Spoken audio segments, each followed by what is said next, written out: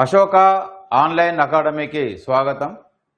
రామాయణంలో ప్రధానమైన పాత్రల గురించి మనం చెప్పుకుందాం. ఇక్కడ బోర్డు మీద అది సరిగ్గా స్పష్టంగా కనబడడం లేదు, నేను చెప్తాను అంతే. మీకు ఆ పీడిఎఫ్ మీకు అందుబాటులో ఉంటుంది, అది ఆన్లైన్లో మీకు యాప్లో అందుబాటులో ఉంటుంది.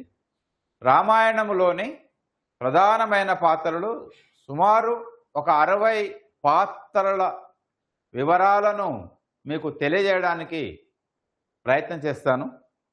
మొట్టమొదట ఈ అహల్య రామాయణంలో ప్రధాన పాత్రలు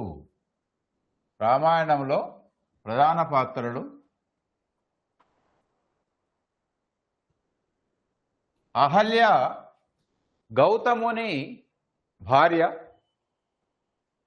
గౌతమునిచే శపించబడినటువంటిది, శ్రీరాముని పాద స్పర్శ సోకి శాప విమోచనాన్ని పొందినటువంటిది. అంతేకాకుండా శ్రీరాముని పాద ధూళి సోకి శాప విమోచనం పొందినటువంటి మునికాంత ఎవరు అంటే అహల్య. ఎవరి వల్ల అహల్య వాలికి జన్మనిస్తుంది, ఎవరి వల్ల అహల్య సుగ్రీవునికి జన్మనిస్తుంది అంటే ఇంద్రుని వల్ల అహల్యకు వాలి జన్మిస్తాడు, సూర్యుని వల్ల సుగ్రీవుడు జన్మిస్తాడు, గౌతముని వల్ల అహల్యకు జన్మించిన కూతురు అంజన. ఇది అహల్య గురించి సంక్షిప్తంగా 4 మాటల్లో. అంటే ప్రశ్నల్లో అంటే ఎగ్జాములో అడిగేటువంటి విధానం ఏంటంటే శ్రీరాముని పాద ధూళి సోకి శాప విమోచనం పొందినటువంటి స్త్రీ లేదా ముని భార్య ఎవరు అంటే అహల్య. అదేవిధంగా గౌతముని వల్ల ఇంద్రుని వల్ల అహల్యకు జన్మించిన వాడు ఎవరంటే వాలి. తర్వాత సూర్యుని వల్ల అహల్యకు జన్మించిన వాడు ఎవరంటే సుగ్రీవుడు. గౌతముని వల్ల అహల్యకు జన్మించిన అమ్మాయి అంజన అని. ఇది తర్వాత అక్షయ కుమారుడు చూద్దాం. అహల్య తర్వాత అక్షయ కుమారుడు. ఈ అక్షయ కుమారుడు ఎక్కడ వస్తుంది మనకు? అశోకవనములో హనుమంతుడు అశోకవనాన్ని ధ్వంసం చేస్తున్న సందర్భంలో హనుమంతుని పైకి యుద్ధానికి వచ్చినటువంటి వాడు రావణుని కుమారుడు. అంటే రావణుని వల్ల మండోదరికి జన్మించినటువంటి వాడు. ఆ అక్షయ కుమారుడు ఎవరి చేతిలో మరణిస్తాడు? హనుమంతుని చే మరణిస్తాడు. హనుమంతుని చే మరణిస్తాడు. అక్షయ కుమారుని తల్లిదండ్రులు ఎవరంటే మండోదరి, రావణుడు. ఇది గుర్తుంచుకోవాల్సింది. తర్వాత అంగదుడు.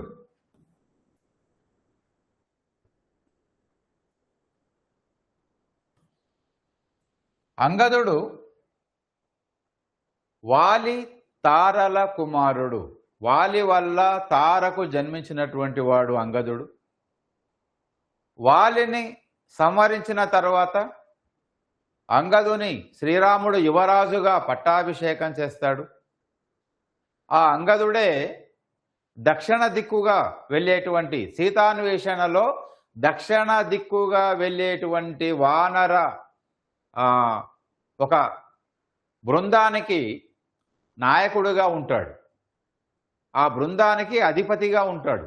అతని ఆధ్వర్యంలోనే దక్షిణ దిక్కుగా సీతజాడ తెలుసుకోవడం కోసం వెళ్ళడం జరుగుతుంది.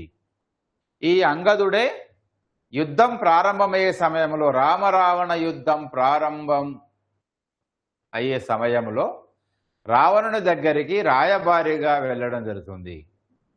రావణునికి హితోపదేశం చేయడం జరుగుతుంది. రావణుని దగ్గరికి రాయబారిగా వెళ్ళినటువంటి వాడు ఎవరు అంటే అంగదుడు. ఈ అంగదుడు ఎవరి కుమారుడు అంటే వాలి తారల కుమారుడు. సుగ్రీవుడు రాజుగా పట్టాభిషేకం అయితే అంగదుని యువరాజుగా పట్టాభిషేకం చేయడం జరుగుతుంది. ఇది అంగదుని గురించి.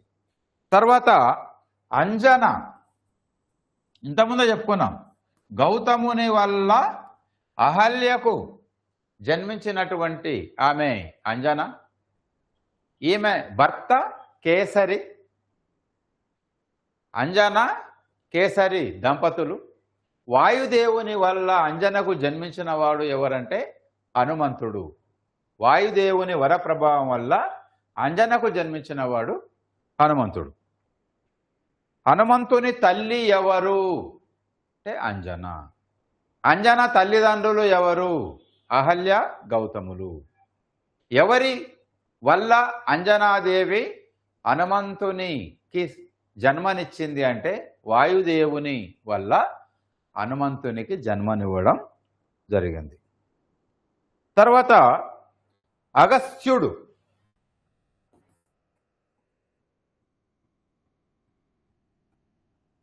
ఈ అగస్త్యుడు మిత్రావరుణుల కుమారుడు అని చెప్పుకున్నాం ఇంతకుముందే.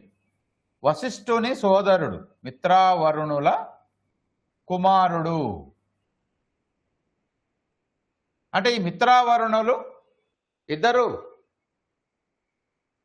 యజ్ఞం చేస్తున్నటువంటి సమయంలో ఊర్వశిని చూసి వీర్యస్ఖలనం గావించుకోవడం, దానిని ఊర్వశి ఒక కుంభములో ఒక కుండలో భద్రపరచడం, అందులో నుండి ఇద్దరు మగపిల్లలు జన్మనివ్వడం జరుగుతుంది. ఆ మగపిల్లలు ఇద్దరు ఎవరంటే అగస్త్యుడు, వశిష్ఠుడు. అగస్త్యునితో పాటు వశిష్ఠుడు కూడా జన్మించడం అనేటువంటి జరుగుతుంది. కాబట్టి ఇద్దరు కూడా మిత్రావరుణుల కుమారులు. ఇద్దరు కూడా కుంభ సంభవులు అంటారు. అంటే కుండ నుండి పుట్టినటువంటి వారు. కుండ నుండి పుట్టినటువంటి వారు. మళ్ళొకసారి మిత్రావరుణుల గురించి చెప్తాను. మిత్రావరుణులు అంటే వీరు అగస్త్యునికి వశిష్ఠునికి తండ్రులు. అంటే ఊర్వశి కారణమయ్యారు. వీరి జన్మకు కారకురాలు ఎవరంటే ఊర్వశి. ఒక కుండ నుండి, అంతకనే కుంభయోని సంభవులు అంటారు. అంటే కుంభమే యోనిగా కలిగినటువంటి వారు. కుంభయోని సంభవులు ఎవరంటే అగస్త్యునితో పాటు వశిష్ఠుడు, తర్వాత ద్రోణుడు మహాభారతంలో వస్తుంది. ఇది అగస్త్యుడు. ఈయన భార్య పేరు లోపాముద్ర. భార్య పేరు లోపాముద్ర. తర్వాత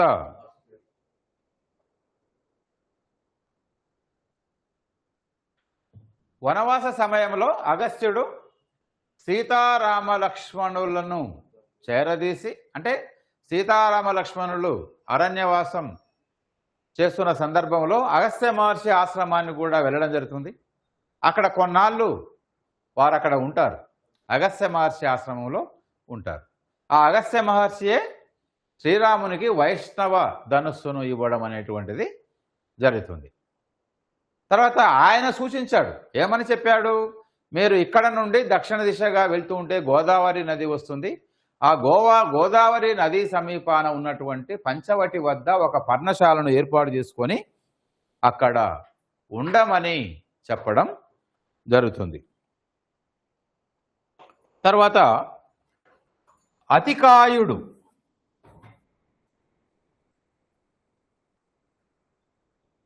ఈ అతికాయుడు కూడా రావణుని కుమారుడు. మండోదరికి జన్మించినవాడు. అంటే మండోదరి రావణుల కుమారుడు.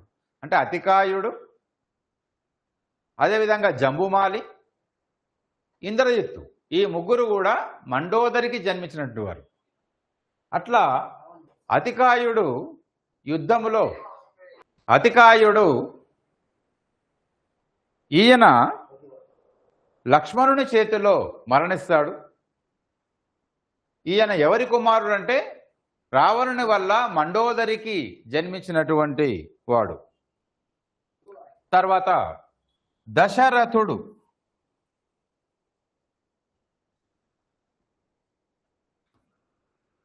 దశరథుడు కోసల రాజ్యానికి రాజు.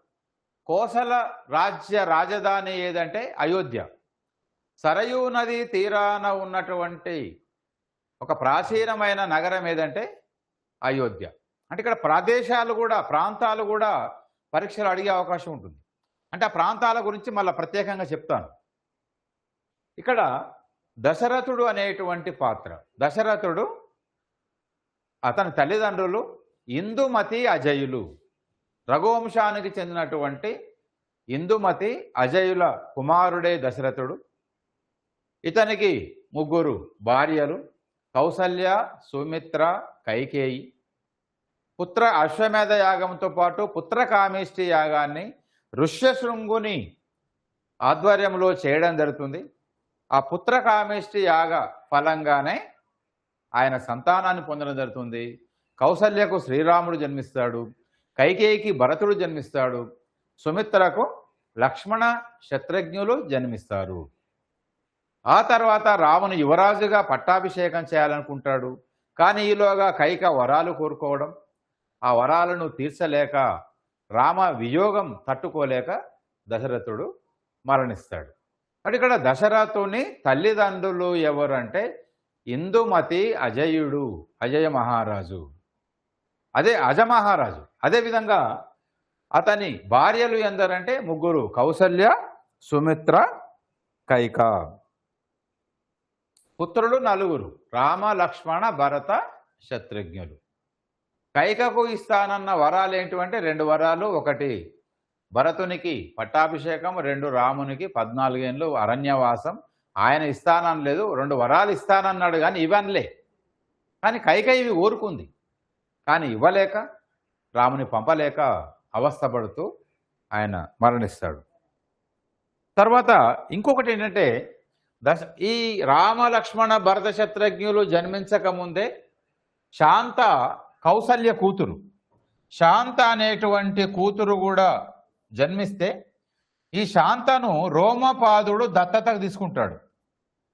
ఈ రోమపాదుడు దత్తతకు తీసుకొని ఈ శాంతను ఎవరికి ఇచ్చి పెళ్లి చేస్తాడు? ఋష్యశృంగునికి ఇచ్చి పెళ్లి చేస్తాడు.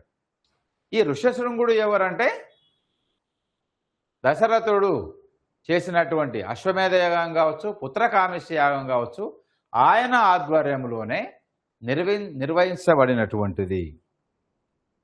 తర్వాత కౌసల్య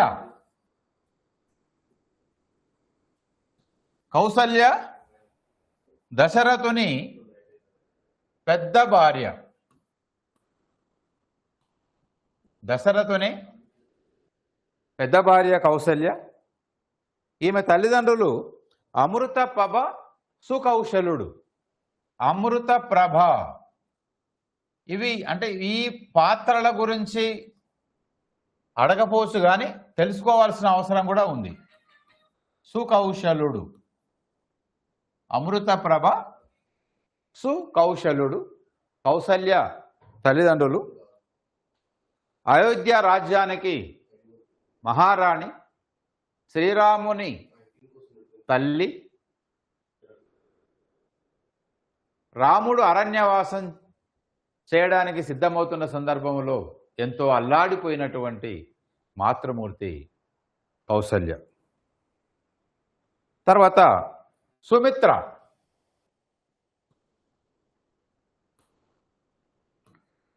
సుమిత్ర దశరథుని భార్యలలో ఒకటి. ఈమె లక్ష్మణ శత్రుఘ్నులు అనే కవలలకు జన్మనిస్తుంది. ఈమె కూడా అరణ్యవాసం చేస్తున్న సందర్భంలో రామునితో పాటు లక్ష్మణుడు వెళ్తుంటే ఈమె కూడా అల్లాడిపోతుంది. పుత్రుని సీతారాములకు అండగా ఉండడం కోసం పంపినటువంటి త్యాగశీలి సుమిత్ర. తర్వాత కైకేయి. అయితే సుమిత్ర తల్లిదండ్రులు ఎవరనే ప్రస్తావన ఎక్కడ లేదు రామాయణంలో. తర్వాత కైకేయి ఎవరంటే కేకయ రాజ కూతురు. ఈమె తల్లిదండ్రులు శుభదేవి, అశ్వపతి. శుభదేవి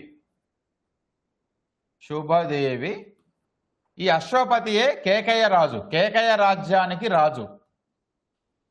రాజ్యానికి రాజు అయినటువంటి వాడు ఎవరంటే అశ్వపతి. ఈమె తల్లి శుభదేవి, తండ్రి అశ్వపతి. వీరి కూతురు కైకేయి, అదేవిధంగా ఈమె సోదరుడు యుధాజిత్. ఈమె సోదరుడు ఎవరంటే యుధాజిత్. భరత శత్రుఘ్నుల భరతుని మేనమామ యుధాజిత్. భరతుని అమ్మమ్మ శుభాదేవి, తాత అశ్వపతి. అంటే రాముని యువరాజుగా పట్టాభిషేకం చేయాలనుకుంటున్న సందర్భంలో వీరెక్కడ ఉన్నారు?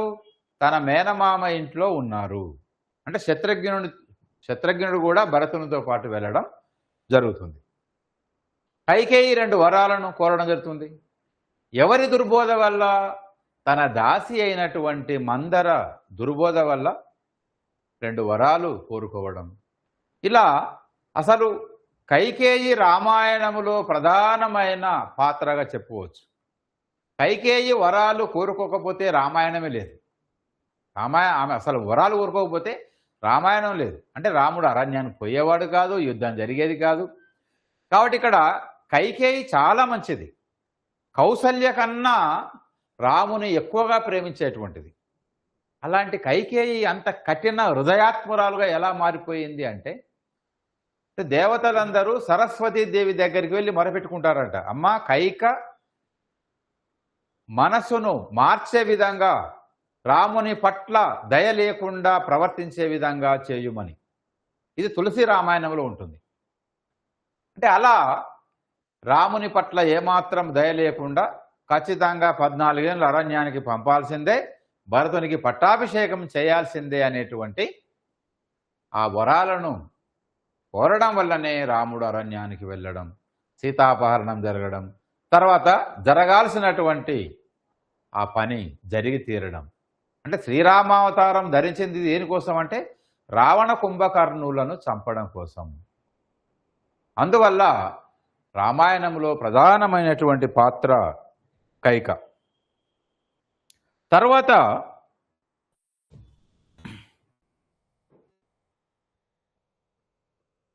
ప్రధానమైన పాత్ర కైక.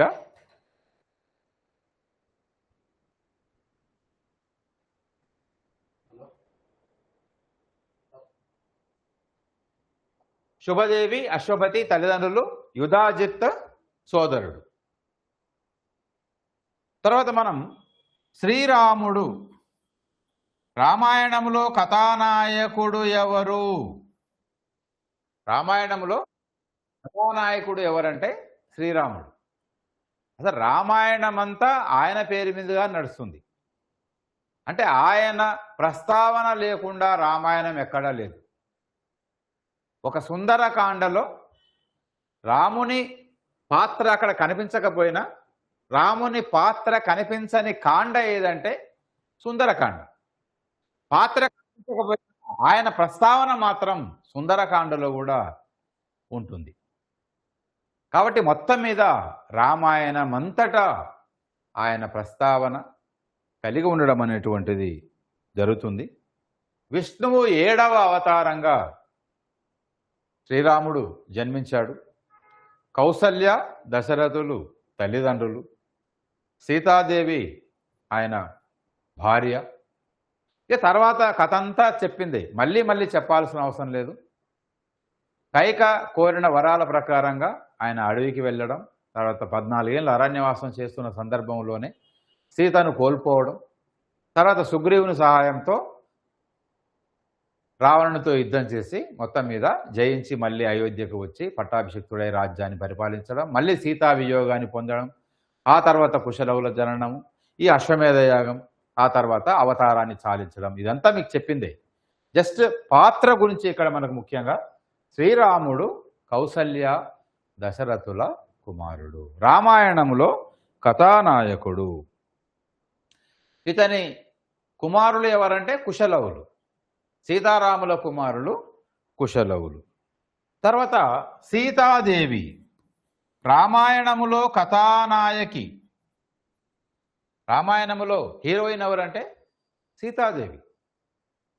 జనకుడు యజ్ఞవాటికను దున్నుతుండగా నాగేటి చాలులో దొరికినటువంటి అమ్మాయి కాబట్టి సీత అని పేరు పెట్టి పెంచడం జరుగుతుంది.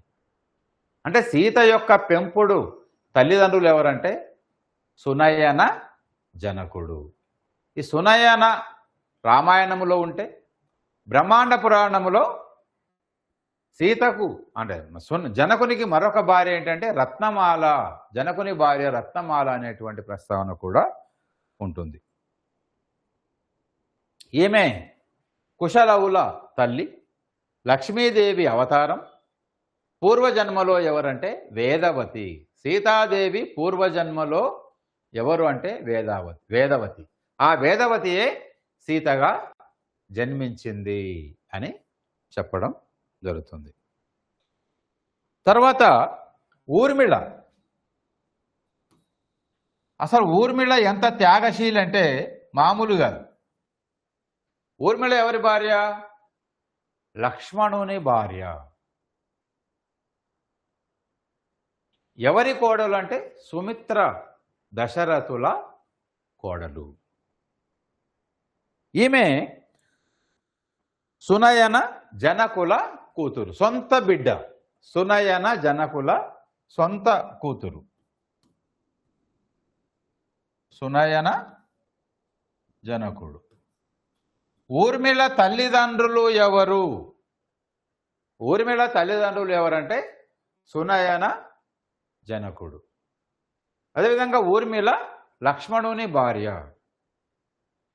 లక్ష్మణుడు అన్నా వదినలకు సేవ చేయడం కోసం వారితో పాటు అరణ్యానికి వెళుతుండగా నేను కూడా వస్తాను అంటే, నువ్వు వస్తే నాకు ఆటంకం కలుగుతుంది, నేను అన్నా వదినలకు సేవ చేయడానికి వెళ్తున్నాను కాబట్టి రావద్దు అంటే అక్కడే ఉండిపోయినటువంటి ఒక సాధ్వీమణి తన భర్త అక్కబావలకు సేవ చేయడానికి వెళ్ళగా ఆయన్ను త్యాగం చేసినటువంటి ఉత్తమ ఇల్లాలు. అంటే అక్కా బావలకు సేవ చేయడం కోసం తన భర్తను త్యాగం చేసినటువంటి ఉత్తమ ఇల్లాలు ఊర్మిళ. అదేవిధంగా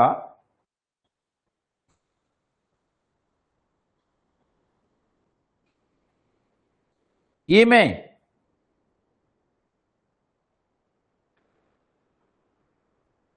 లక్ష్మణుని జనకుల సునయన జనకుల కుమార్తె. అదేవిధంగా లక్ష్మణుని భార్య. తర్వాత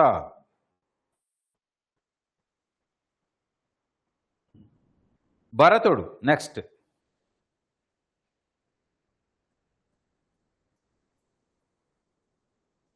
ఇంకొకటి ఊర్మిళాదేవి నిద్ర అనే జానపదులు ఒక అద్భుతమైన గేయాన్ని, పాటని అల్లుకున్నారు.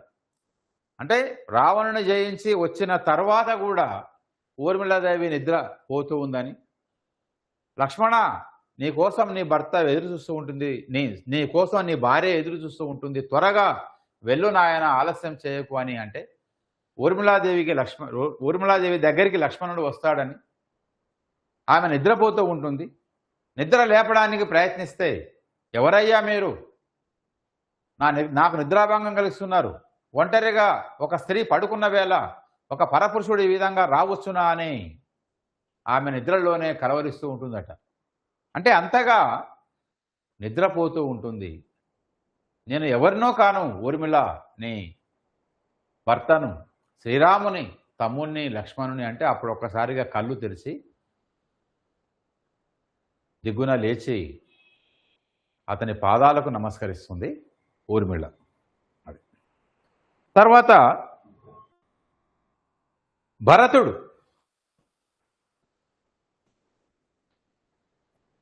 కైకేయి కుమారుడు. అంటే పుత్రకామేష్టి యాగం వల్ల కైకకు జన్మించినటువంటి వాడు. తండ్రి దశరథుడు.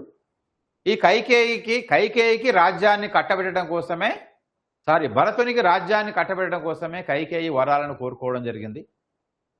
అయితే భరతుడు రాజ్యాన్ని తిరస్కరిస్తాడు. అన్న మార్గంలోనే ఆయన అడవులకు వెళ్తాడు. తర్వాత రామునిచే బుజ్జగింపబడి మళ్ళీ అయోధ్యకు వచ్చి రాముని పాదుకల్ని సింహాసనంలో పెట్టి రామనామస్మరణ చేస్తూ రాజ్యాన్ని పరిపాలించినటువంటి వాడు భరతుడు. ఇతని భార్య మాండవి. భరతుని భార్య మాండవి. ఈమె ఎవరి కూతురు? జనకుని సోదరుడైన కుశధ్వజుని కూతురు. కుశధ్వజుని కూతురు. తర్వాత భరతుని కుమారులు తక్షుడు, పుష్కలుడు. భరతునికి ఇద్దరు కుమారులు ఉంటారు, తక్షుడు, పుష్కలుడు.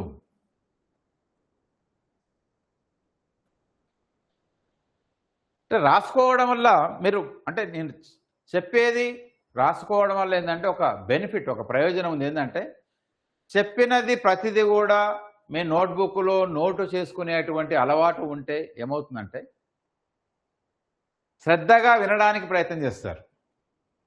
ఇప్పుడు ఏదో చెప్పే అని దాన్ని వెంటనే నోట్ చేసుకోవడానికి అవకాశం ఉంటుంది. కాబట్టి ఏది చెప్పినా కూడా నోట్బుక్లో రాసుకునే అలవాటు ఉన్నటువంటి వారికి ఏంటంటే శ్రద్ధగా వినేటువంటి అలవాటు కూడా కలుగుతుంది. శ్రద్ధగా విన్నప్పుడే దాన్ని రాసుకోవడానికి అవకాశం ఉంటుంది. అంటే ప్రతిదీ రాసుకునే అలవాటు ఉన్నప్పుడు శ్రద్ధగా వినేటువంటిది కూడా ఆటోమేటిక్గా ఆ అలవాటు కూడా కలుగుతుంది. ఇక భరతుని భార్య మాండవి. మాండవి భరతుని భార్య, మాండవి భర్త భరతుడు.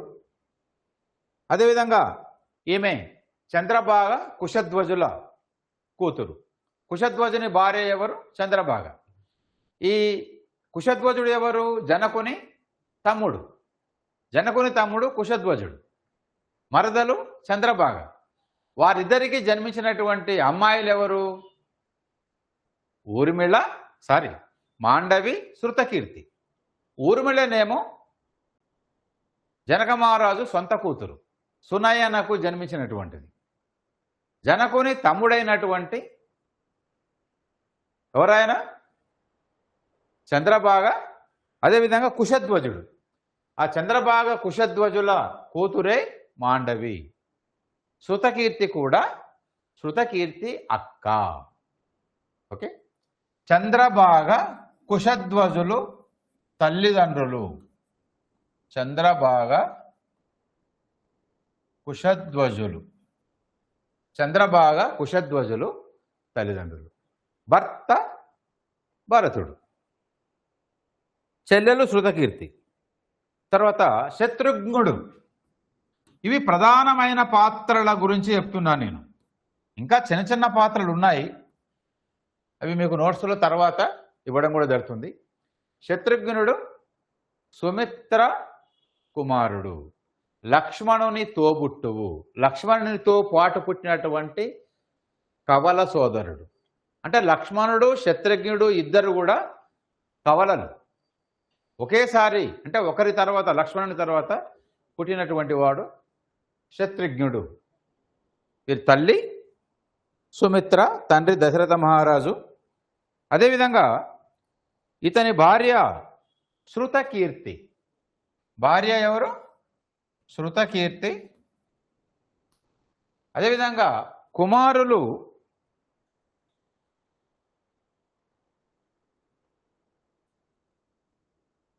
సుబాహు, శత్రుఘాతి. శత్రుఘ్నుని కుమారుడు సుబాహు, శత్రుఘాతి.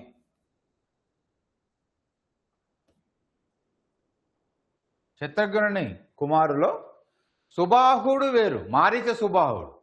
ఈయనేమో ఓన్లీ సుబాహు. సుబాహుడు మారీచుని సోదరుడు, తాటకి కుమారుడు. ఈయన సుబాహు. అది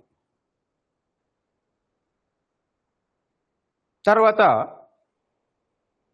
శృతకీర్తి. శృతకీర్తి శత్రుఘ్నుని భార్య. తర్వాత సుబాహు శత్రుఘాతీయుల యొక్క తల్లి. తర్వాత చంద్రభాగ కుశధ్వజుల కూతురు. చంద్రభాగ కుశధ్వజుల కూతురు సుబాహు శత్రుఘాతి తల్లి శృతకీర్తి, ఇక్కడ రాస్తాను. శృతకీర్తి భర్త శత్రుఘ్నుడు, కుమారులు సుబాహు శత్రుఘాతి. అదేవిధంగా శృతకీర్తి తల్లిదండ్రులు చంద్రభాగ కుశధ్వజుడు. శృతకీర్తి తల్లి పేరు ఏమిటి అంటాడు, చంద్రభాగ. శృతకీర్తి సోదరి ఎవరు, మాండవి. శృతకీర్తి భర్త ఎవరు, శత్రుఘ్నుడు. శృతకీర్తి కుమారులు ఎవరు, సుబాహు శత్రుఘాతి. అంటే ఒక్క పాత్ర మీదనే ఒక 4-5 ప్రశ్నలు వేయచ్చు, 4-5 ప్రశ్నలు మనం వేసుకోవచ్చు. ఒక పాత్ర గురించి మనకు సమగ్రంగా అవగాహన ఉంటే దాని నుండి ఒక 4-5 ప్రశ్నల్ని మనం వేసుకొని సమాధానాల్ని చెప్పుకోవచ్చు.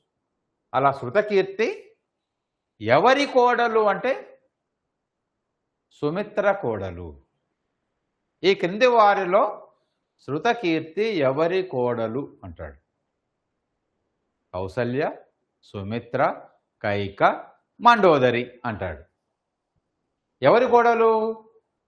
సుమిత్ర కోడలు శృతకీర్తి. శృతకీర్తి భర్త శత్రుఘ్నుడు. శృతకీర్తి కుమారులు సుబాహు శత్రుఘాతి. ఇలా నెక్స్ట్ చంద్రభాగ. చూడండి, అంటే పాత్రలు అవే మళ్ళీ రిపీట్ అవుతుంటాయి. కుశధ్వజుని గురించి చెప్పగానే మనకు చంద్రభాగ గుర్తుకొస్తుంది. ఈ చంద్రభాగ ఎవరు? జనక మహారాజు మరదలు, జనకుని తమ్ముడైన కుశధ్వజుని భార్య చంద్రభాగ. ఈమెకు జన్మించిన వాళ్ళే మాండవి, శృతకీర్తి. చంద్రభాగ కుశధ్వజుని భార్య, కుశధ్వజుని భార్య. అదేవిధంగా మాండవి, శృతకీర్తి ఇద్దరు కూడా చంద్రభాగ కుమార్తెలు. చంద్రభాగ భర్త ఎవరు అంటే కుశధ్వజుడు, లేదా కుశధ్వజుని భార్య ఎవరంటే చంద్రభాగ. ఈ దంపతులకు పుట్టినటువంటి అమ్మాయిలు ఎవరంటే మాండవి, శృతకీర్తి. ఓకే. తర్వాత ధాన్యమాలిని. ధాన్యమాలిని అనగానే మనకు రావణుని రెండవ భార్య, రావణుని రెండవ చిన్న భార్య. మండోదరి పెద్ద భార్య అయితే ధాన్యమాలిని రెండవ భార్య. ఈమెకు 4 కుమారుడు: ప్రహస్తుడు, నరాంతకుడు, దేవాంతకుడు, త్రిశూరుడు. ధాన్యమాలినికి గతంలో చెప్పుకున్నాం మనం. ప్రహస్తుడు, నరాంతకుడు,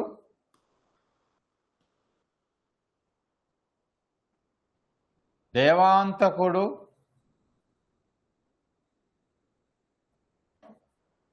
తర్వాత త్రిశిరుడు. ఈ 4 కూడా ధాన్యమాలిని కుమారుడు. ధాన్యమాలిని రెండవ భార్య. రావణుని వల్ల ధాన్యమాలినికి జన్మించినటువంటి కొడుకులు ఎందరంటే 4. ప్రహస్తుడు రావణ సైన్యానికి సేనాధిపతి. మిగిలిన వారంతా నామమాత్రమే. నరాంతకుడు, దేవాంతకుడు, త్రిశిరుడు అనేటువంటి వారు. ఈ త్రిశిరుడు అనేవాడు కరదూషణాదులతో పాటు వారి వెంట అక్కడ ఉన్నాడు, మళ్ళీ లంకలో కూడా ఉన్నాడు. ఇలా ఈ 4 ఈ క్రింది వానిలో ధాన్యమాలి కుమారుడు కానివాడు అంటాడు. ఈ క్రింది వారిలో ధాన్యమాలి కుమారుడు కానివాడు, లేదా ఈ క్రింది వారిలో ధాన్యమాలి కుమారులలో ఈ క్రిందిది సరైనటువంటి క్రమము అంటాడు. లేదా ఈ క్రింది వారిలో ధాన్యమాలి కుమారులలో ఒకడు అంటాడు. ఈ క్రింది వారిలో ధాన్యమాలి కుమారుడు కానివాడు అంటాడు. అంటే 3: ప్రహస్తుడు, నరాంతకుడు, త్రిశిరుడు అనిచ్చి ఇంకొకడు అతికాయుడు అనియొచ్చు, లేదా జంబుమాలి అనియొచ్చు, లేదా ఇంద్రజిత్తు అనియొచ్చు. కాబట్టి ధాన్యమాలి కుమారులు ప్రహస్తుడు, నరాంతకుడు, దేవాంతకుడు, త్రిశూరుడు. ఇవన్నీ ఎందుకంటే చాలా ముఖ్యమైనటువంటి ప్రధానమైన పాత్రలకు సంబంధించినటువంటి కాబట్టి మనం కనీసం మళ్ళీ వీళ్ళ కొడుకుల దగ్గరికి వెళ్ళాల్సిన అవసరం లేదు, కనీసం వీళ్ళ గురించి తెలుసుకుంటే సార్. మళ్ళీ ప్రహస్తుని భార్య ఏంటి, నరాంతకుని భార్య ఎవరు, ఇవి అంత అవసరం లేదు. రామాయణంలో వీరి ప్రస్తావనే ఉంది కాబట్టి వాటిని గురించి తెలుసుకుంటే సరిపోతుంది. ఇట్లా ప్రహస్తుడు, నరాంతకుడు, దేవాంతకుడు, త్రిశూరుడు వీరు ధాన్యమాలి కుమారుడు. తర్వాత గుహుడు. గుహుడు ఎవరో తెలుసు, నిషాద రాజు.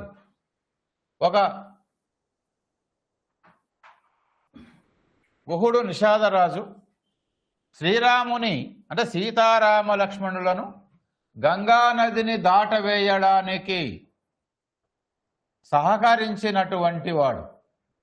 శ్రీరామ భక్తుడు నిషాదరాజు. ఆయన గంగా నదిని తన పడవలో సీత రామలక్ష్మణులు కూర్చుండబెట్టుకొని దాట వేయించినటువంటి వాడు.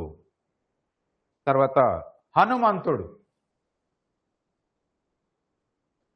గుహుని గురించి ప్రశ్న ఏంటంటే సీతారామ లక్ష్మణులను గంగా నదిని దాట వేయించిన వాడు ఎవరు?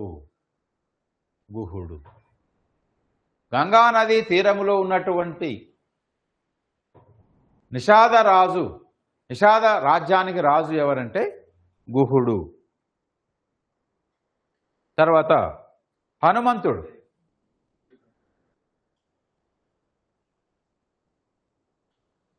ఆంజనేయుడు లేదా హనుమంతుడు వాయుపుత్రుడు. రామాయణంలో ప్రధానమైన పాత్రల్లో ఒక పాత్ర హనుమంతుడు. హను అంటే చెక్కిలి, దవడ. వజ్రాయుధము దెబ్బకు దవడ విరిగిపోయినటువంటి వాడు, గాయమైనటువంటి వాడు. అంటే చెక్కిలి గాయం, హనువు దెబ్బ తిన్నటువంటి వాడు. అందుకే హనుమంతుడు అనేటువంటి పేరు. వాయుదేవుని వల్ల అంజనాదేవికి జన్మించినటువంటి వాడు. పుట్టిన కొన్నాళ్ళకే సూర్యుని ఒక పండుగ భావించి దానిని మింగడానికి ప్రయత్నం చేసినటువంటి వాడు. అదేవిధంగా ఆయన సుగ్రీవునికి మంత్రిగా నియమించబడి అక్కడ సుగ్రీవుని రాజ్య పరిపాలనలో సహకరించినటువంటి వాడు. మళ్ళీ వాలిచే భయపడి వాలిచే విరోధం కలగగానే సుగ్రీవునితో పాటు హనుమంతుడు కూడా తన రాజును విడవకుండా ఋషముఖ పర్వతాన ఉన్నవాడు. శ్రీరామ సుగ్రీవులకు మైత్రిని, స్నేహాన్ని కల్పించినవాడు. సీత జాడను తెలుసుకొని వచ్చినవాడు. అశోకవనాన్ని ధ్వంసం చేసినవాడు. లంకా దహనం గావించినవాడు. అదేవిధంగా మూర్ఛితుడైనటువంటి లక్ష్మణుని సంజీవిని తీసుకొని వచ్చి బతికించినటువంటి వాడు.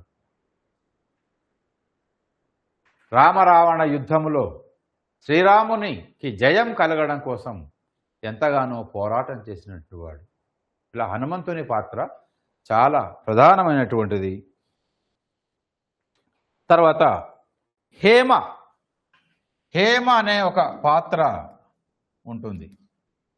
ఈ హేమ ఎవరంటే ఇంద్రుని ఆస్థానములోని ఒక అప్సరస. మాయాసురుడు ఆ ఇంద్రసభను దర్శించినప్పుడు ఈమెను వివాహం చేసుకుంటాడు. ఈ మాయాసురుని వల్ల హేమకు జన్మించిన వాళ్ళే మాయావి, దుందుబుడు అనేటువంటి రాక్షసులు. మాయావి, దుందుబి. హేమ కుమారులు మాయావి, అదేవిధంగా దుందుబి అనే రాక్షసులు. కూతురు మండోదరి. కూతురు ఎవరంటే మండోదరి. హేమ భర్త ఎవరు? మాయాసురుడు. హేమ భర్త మాయాసురుడు. హేమ మాయాసురుల కుమారులే మాయావి, దుందుబి. కూతురు మండోదరి. ఈ మండోదరిని రావణుడు వివాహం చేసుకుంటాడు. ఈ మాయావి అనే రాక్షసుని చంపినవాడు ఎవరు? వాలి. ఆ మాయావియే యుద్ధానికి వచ్చినప్పుడు వాడు వాలికి భయపడి ఒక కొండ బిలములోనికి ప్రవేశిస్తే అప్పుడు ఆ కొండ బిలములోనికి వెళ్ళిపోతాడు మాయావిని తరుముకుంటూ. మరి దుందుబి అనే రాక్షసుని అంతకుముందు వాళ్ళు చంపుతాడు. చంపి అతని శవాన్ని అలా విసిరివేస్తే ఋషముఖ పర్వతం పైన పడుతుంది. అక్కడ మతంగ మహాముని ఆశ్రమం ఉంటుంది. ఈ శవాన్ని ఇక్కడ ఎవడైతే వేశాడో ఈ పర్వతము దగ్గరికి వస్తే వాని శిరస్సు వ్రక్కలై చనిపోతాడు అని మాతంగ మహాముని శపిస్తాడు అని. ఆ శాపం వల్లనే అక్కడికి వెళ్ళాడు. ఇలా హేమ మాయాసురుని భార్య, మాయావి దుందుబుల కూతురు, అదేవిధంగా మండోదరి కూతురు కూడా. తర్వాత జాంబవంతుడు. జాంబవంతుడు ఒక ఎలుగుబంటు. అంటే వానరుల రాజు సుగ్రీవుడైతే ఎలుగుబంట్లకు రాజు. ఎలుగుబంట్ల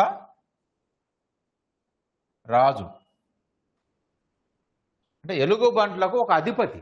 ఎలుగుబంట్ల సమూహాన్ని అంటే ఎలుగుబంటి ఆకారములో ఉన్నటువంటి మనుషులు, వారికి అధిపతి జాంబవంతుడు. ఈ జాంబవంతుని ప్రోద్బలం వల్లనే హనుమంతుడు సముద్రాన్ని దాటాడు. హనుమంతుని యొక్క గొప్పతనాన్ని, అతని ప్రతిభను, అతని శక్తిని, అతని సామర్థ్యాన్ని పదే పదే జాంబవంతుడు గుర్తు చేయడం వల్ల హనుమంతుడు అలా పెరిగి పెరిగి పెరిగి విజృంభించి మొత్తం మీద సముద్రాన్ని దాటేటట్లు చేసినటువంటి వాడు ఎవరంటే జాంబవంతుడు. ఈ జాంబవంతుని గురించి మనం భాగవతంలో, భారతంలో ఇంకా అక్కడ మనం సమగ్రంగా చెప్పుకోవచ్చు. తర్వాత జనకుడు. జనకుడు అసలు ఇతను అసలు పేరేంటి? రాముని తండ్రి, సీత తండ్రి కాబట్టి జనకుడు. అంటే సీత అందరికీ సీతామాత అయితే ఆ సీతామాతకు తండ్రి అయినటువంటి వాడు జనకుడు అని అట్లా ప్రసిద్ధిగాంచాడు. కానీ అసలు పేరేంటి? జనకుని అసలు పేరు శీరధ్వజుడు. శీరధ్వజుడు జనకుని అసలు పేరు శీరధ్వజుడు. తమ్ముడు కుశధ్వజుడు. ఆ జనకుని భార్య సునయన. ఆ సునయనకు జన్మించింది ఎవరు? ఊర్మిళ. యజ్ఞవాటికలో ఆ దున్నుతుంటే దొరికింది ఎవరు? సీత. జనకుని పెంపుడు కూతురు సీత, కన్న కూతురు ఊర్మిళ. అదేవిధంగా బ్రహ్మాండ పురాణం ప్రకారం జనకుని భార్య ఎవరు? ఆమె పేరు రత్నమాల. రత్నమాల. తర్వాత జటాయువు. జటాయువు ఒక పక్షి. సంపాతి తమ్ముడు, దశరథుని మిత్రుడు. సీతను అపహరించుకొని పోతున్న సమయంలో రావణుని అడ్డగించి అతనితో యుద్ధం చేయగా రావణుడు తన కత్తిని దూసి జటాయువు రెక్కలను ఖండించి అతని చావుకు కారకుడైనటువంటి వాడు రావణుడు. అంటే రావణుని చేతిలో జటాయువు మరణించడం జరుగుతుంది. అయితే రామలక్ష్మణుడు సీతను వెతుకుతున్న సమయంలో ఇట్లా రావణుడు తీసుకొని వెళ్ళాడు ఈ దిశగా అని చెప్పి చనిపోతాడు. కానీ ఈ దిశగా వెళ్ళాడు కానీ ఎక్కడ ఉంటాడు ఏమి అనేది అతనికి తెలియదు. తర్వాత కబంధుడు అనేవాడు మరొకడు. కబంధుడు ఎక్కడ గుర్తు రావాలి మీకు వెంటనే. కబంధుడు అనగానే కబంధుడు అనేవాడు ఎక్కడ మనకు కనిపిస్తాడు? జటాయువును చంపిన తరువాత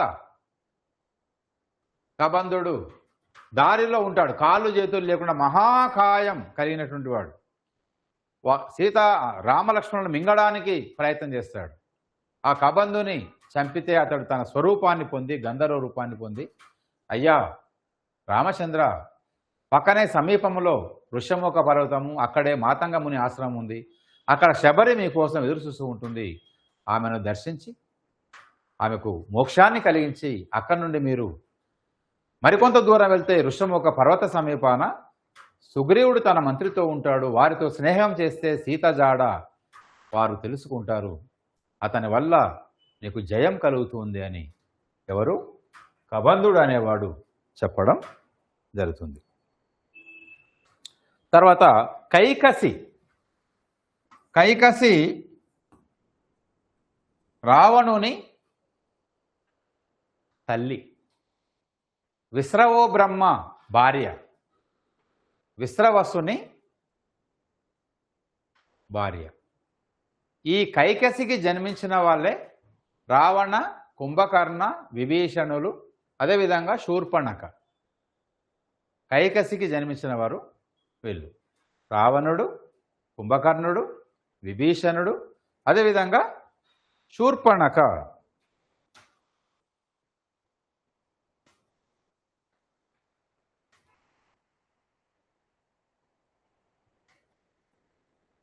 తర్వాత కరుడు.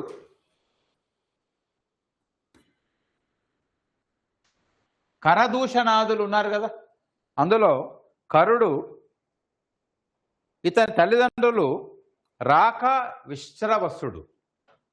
అంటే విశ్రవసునికి మరొక భార్య కూడా ఉంది. కరుడు, ఇతని తల్లి రాక, తండ్రి విశ్రవసుడు. రాక విశ్రవసుడు, కరుడు, అదేవిధంగా దూషణుడు కూడా వీరికి జన్మించినటువంటి వాడు. కరదూషణాదులు. తర్వాత కుషుడు, లవకుశులలో ఒకడు. కుషుడు ఇద్దరు లవకుశులు, ఇద్దరు కవలలు, కుశలవులు. కుషుడు పెద్దవాడు, లవుడు చిన్నవాడు. వాల్మీకి ఆశ్రమంలో సీత వీరికి జన్మనిస్తుంది. తర్వాత కుశలవులు వాల్మీకి చేత రామాయణ కథాగానాన్ని నేర్చుకుంటారు. కథాగానం ఏ విధంగా చేయాలో నేర్చుకుంటారు. తర్వాత పరిసర ప్రాంతాల్లో రామాయణ కథాగానం చేస్తూ చివరిగా అయోధ్యకి వెళ్ళి అక్కడ కూడా తన తమ్మునితో పాటు రామాయణ కథాగానం చేయడం జరుగుతుంది. అనంతరము కుశలవులు రామావతారం చాలించిన తర్వాత కుశలవులు కోసల రాజ్యాన్ని పరిపాలించడం జరుగుతుంది. అది. అయితే కుశునికి ఇద్దరు భార్యలు ఉన్నారు. ఒకరు కుముద్వతి, మరొకరు చెంపిక. ఇతని భార్యలు కుముద్వతి, తర్వాత చెంపిక అనేటువంటి ఇద్దరు ఉన్నారు కుశుని భార్యలు. తర్వాత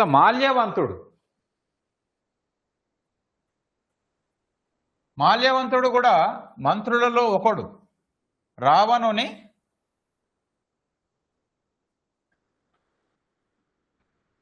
పిన్ని తండ్రి మాల్యవంతుడు. సుకేషుని ముగ్గురు కుమారులు ఒకడు, సుమాలి సోదరుడు.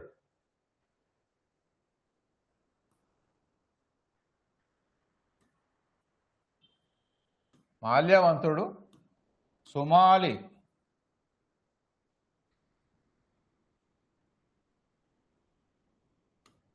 సుమాలి సోదరుడు. అదేవిధంగా సుందరిని, ఇతని భార్య సుందరి.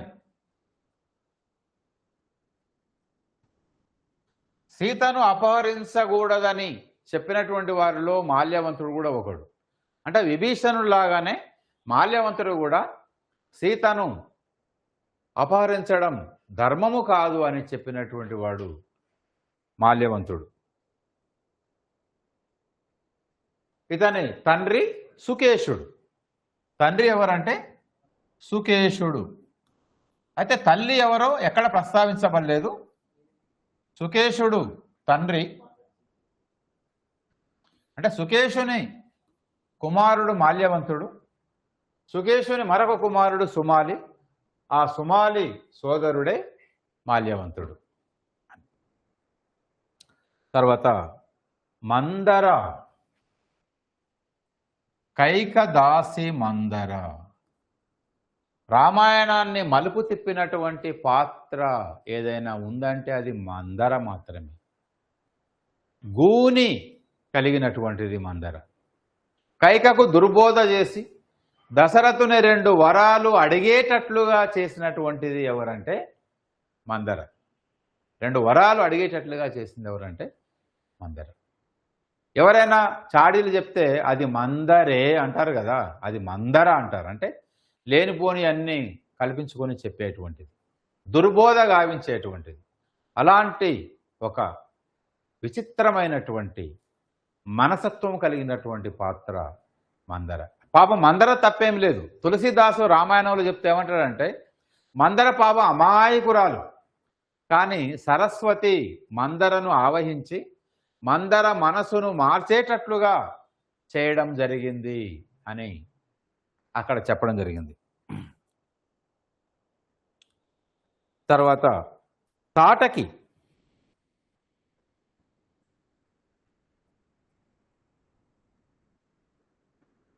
తాటకి ఈమె సుకేతుడు అనేటువంటి ఒక యక్షుని కూతురు, సుకేతుని కూతురు.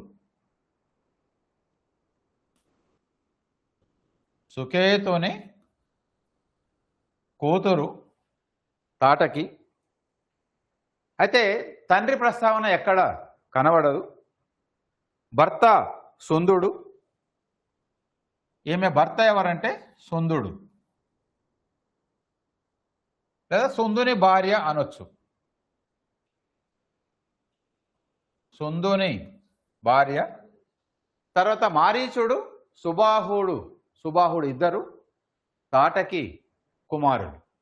మారీచుడు, సుబాహుడు ఇద్దరు. విశ్వామిత్ర యాగాన్ని భంగం చేయడానికి వచ్చినప్పుడు రాముని బాణానికి గురి అయి మరణించినటువంటిది ఎవరంటే తాటకి. తాటకితో పాటు ఇంకెవరు చనిపోయారు? సుబాహుడు కూడా చనిపోయారు. సుబాహుడు తాటకి ఇద్దరు చనిపోయారు. కానీ మారీచుడు బాణపు దెబ్బకు గురి అయి కొన్ని యోజనాల దూరాన పడిపోతాడు. అసలు యోజనం అనేది ఇక్కడ మనకు యోజనం అంటే సుమారు 8 మైళ్ళు అని. అంటే ఇప్పటి లెక్కల ప్రకారం యోజనం అంటే 8 మైళ్ళు. యోజనం అంటే 8 మైళ్ళు, లేదా దాన్ని అచ్చమైన తెలుగులో ఆమడ అంటారు. ఎన్ని ఆమడల దూరం అంటారు. ఎన్ని ఆమడలు అంటే సంస్కృతంలో యోజనం, తెలుగులో ఆమడ. క్రోసు అంటే 2 మైళ్ళు. అంటే 4 క్రోసులు అయితే 1 యోజనం. అంటే యోజనం అంటే 4 క్రోసులు. 4 క్రోసులు అంటే 8 మైళ్ళు. 8 మైళ్ళు. మరి క్రోసు అంటే 2 మైళ్ళు. 2 మైళ్ళు. 2 మైళ్ళు అంటే సుమారుగా 3 కిలోమీటర్లు, 3.2 కిలోమీటర్ అట్లా. 8 అంటే సుమారుగా 12 కిలోమీటర్లు. అంటే 100 యోజనాల సముద్రం అంటే ఎన్ని? ఇప్పుడు లెక్కల ప్రకారంగా 1200 కిలోమీటర్లు. వాస్తవానికి అంత ఉందా ఇప్పుడు లంక? రామేశ్వరం నుంచి వెళ్ళినా కూడా, లేదా సాగర తీరం దక్షిణాగ్రం కన్యాకుమారి నుండి వెళ్ళినా కూడా 60-70 కిలోమీటర్ల కన్నా ఎక్కువ ఉండదు లంక అని. అంత అంటే చెప్పే విధానంలో కొంత ఫిక్షన్ ఉంటుంది, అతిశయోక్తి అనేది ఉంటుంది. కవిత్వం అంటేనే ఫిక్షన్, కథ అంటేనే ఫిక్షన్. వర్ణన ఉంటుంది. ఉన్నది ఉన్నట్లుగా చెప్తే ఎవరు చదవరు. అది చాలా అద్భుతంగా ఉండాలి, మహిమలతో కూడుకున్నదే ఉండాలి, చాలా అందంగా ఉండాలి, ఎవరు కని విని ఊహించని విధంగా ఉండాలి.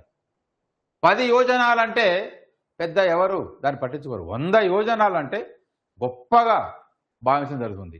100 యోజనాల సముద్రాన్ని అవలీలగా దాటాడు అంటే హనుమంతుని మరింత గొప్పగా చెప్పడం కోసమే అలాంటి కల్పనలు చేయడం జరిగింది. అసలు వాల్మీకి అయినా, వ్యాసుడైనా, ఇంకెవరైనా ఇవాళ రాసేటువంటి కవులు కూడా కొంత ఫిక్షన్ అనేది జోడిస్తేనే ఆ కావ్యం 10 కాలాల పాటు బతుకుతుంది, ఆ కవిత్వం మనుగడ పొందుతుంది. ఫిక్షన్ అనేది లేకపోతే కథ కానీ, నవల కానీ, కావ్యం కానీ ఏది కూడా పాఠకుల మనస్సును రంజింప చేయలేదు. అందుకనే గొప్పగా చెప్పడం అనేది జరుగుతుంది. అది అలా. ఇది యోజనం అంటే 4 క్రోసులు అంటే 8 మైళ్ళు. క్రోస్ అంటే ఎంత అంటే 2 మైళ్ళు అంటే సుమారు 3 కిలోమీటర్లు అట్లా ఉంటుంది. తాటకి సుకేతుని కూతురు, సుందుని భార్య, మారీచ సుబాహుల తల్లి. మారీచ సుబాహుల తల్లి ఎవరు అంటే తాటకి. తాటకి ఎవరి భార్య అంటే సుందుని భార్య. ఎవరి కూతురు అంటే సుకేతుని కూతురు. సుకేతుని కూతురు ఎవరంటే తాటకి. ఎవరి బాణానికి గురై తాటకి మరణించింది అంటే శ్రీరాముని బాణానికి గురై చనిపోయింది. ఎందుకు అంటే విశ్వామిత్రుని యాగాన్ని భంగం కలిగిస్తున్న సమయంలో యాగరక్షణ సందర్భంలో శ్రీరాముడు విశ్వామిత్రుని కోరిక మేరకు తాటకిని చంపడం జరుగుతుంది. ఇది నెక్స్ట్. తర్వాత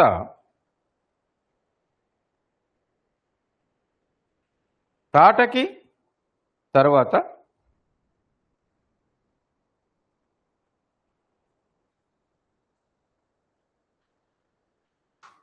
మారీచుడు.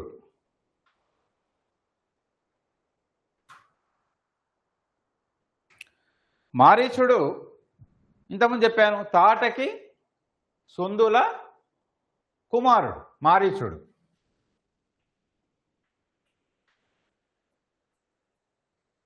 తాటకి అదేవిధంగా సుందుడు ఇద్దరు కూడా తల్లిదండ్రులు. మారీచుని తల్లిదండ్రులు ఎవరంటే తాటకి అదేవిధంగా సుందులు. మారీచుని తమ్ముడు ఎవరంటే సుబాహుడు. మారీచుడు బంగారు లేడి అంటే రాముని విశ్వామిత్ర యాగ రక్షణ సందర్భంలో శ్రీరాముని బాణపు దెబ్బకు గురి అయి కొన్ని యోజనాల దూరాన పడిపోయి తపస్సు చేసుకుంటూ ఉన్నటువంటి వాణ్ణి రావణుడు పిలిపించి బంగారు లేడిగా మారి పర్ణశాల దగ్గర తిరుగుతూ పర్ణశాలలో రామలక్ష్మణులు లేకుండా చేయుము అని ఆజ్ఞాపించినటువంటి వాడు రావణుడు. అలా రావణుని ఆజ్ఞ కాదనలేక బంగారు లేడిగా మారి పర్ణశాల నుండి రాముని దూరంగా తీసుకుని వెళ్ళేటట్లు చేసి రాముని దెబ్బకు గురి అయి చనిపోతూ హా లక్ష్మణ హా సీత అని రాముని గొంతుతో చనిపోయి లక్ష్మణుడు కూడా పర్ణశాలలో లేకుండా చేసి మరణించినటువంటి వాడు మారీచుడు. మారీచుని పాత్ర కూడా చాలా గొప్పది. మందర పాత్ర ఎంత గొప్పదో అంటే గొప్పదంటే మంచి పాత్రనే కాదు, ఇక్కడ రామాయణాన్ని మలుపు తిప్పినటువంటి పాత్రలు ఇవి. మందర చెప్పడం వల్లనే కైకవరాలు కోరింది.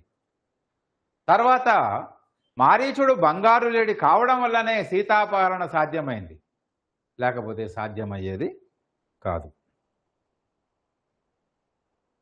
తర్వాత సుబాహుడు మారీచుని తమ్ముడు, అదేవిధంగా తాటకి సుందుల కుమారుడు. విశ్వామిత్ర యాగరక్షణ సందర్భంలో తాటకితో పాటు సుబాహుని కూడా రాముడు చంపడం జరుగుతుంది. తర్వాత నలుడు. నలుడు అంటే నలమహారాజు కాదు, నల దమయంతులు కాదు, నల పాత్ర. ఈ నలనే నలుడు, డు ప్రత్యయం చేస్తే నలుడు. ఈయన ఎవరు? Civil engineer. వారధిని నిర్మించడములో చాలా నైపుణ్యం కలిగినటువంటి వాడు. ఇతని ఆధ్వర్యంలోనే రామసేతు నిర్మాణం జరిగింది. సముద్రం పైన వారధి నిర్మాణం నలుని ఆధ్వర్యములోనే జరిగింది. ఇతని సోదరుడే నీలుడు. ఈ నీలుడెవరు? వానర సైన్యానికి అధిపతి అయినటువంటి వాడు. ఇతని ఆధ్వర్యంలోనే వానర సైన్యమంతా వారధి మీదుగా నడిచి లంకలో ప్రవేశించడం అనేటువంటిది జరుగుతుంది. నీలుడు, నలుడు తర్వాత నీలుడు. ఈ నీలుడే నల నీల. నీలుడెవరు? వానర సైన్యానికి అధిపతి. తర్వాత పరశురాముడు. నెక్స్ట్ అంటే పరశువును ఆయుధంగా కలిగినవాడు. పరశువు అంటే గండ్ర గొడ్డలి.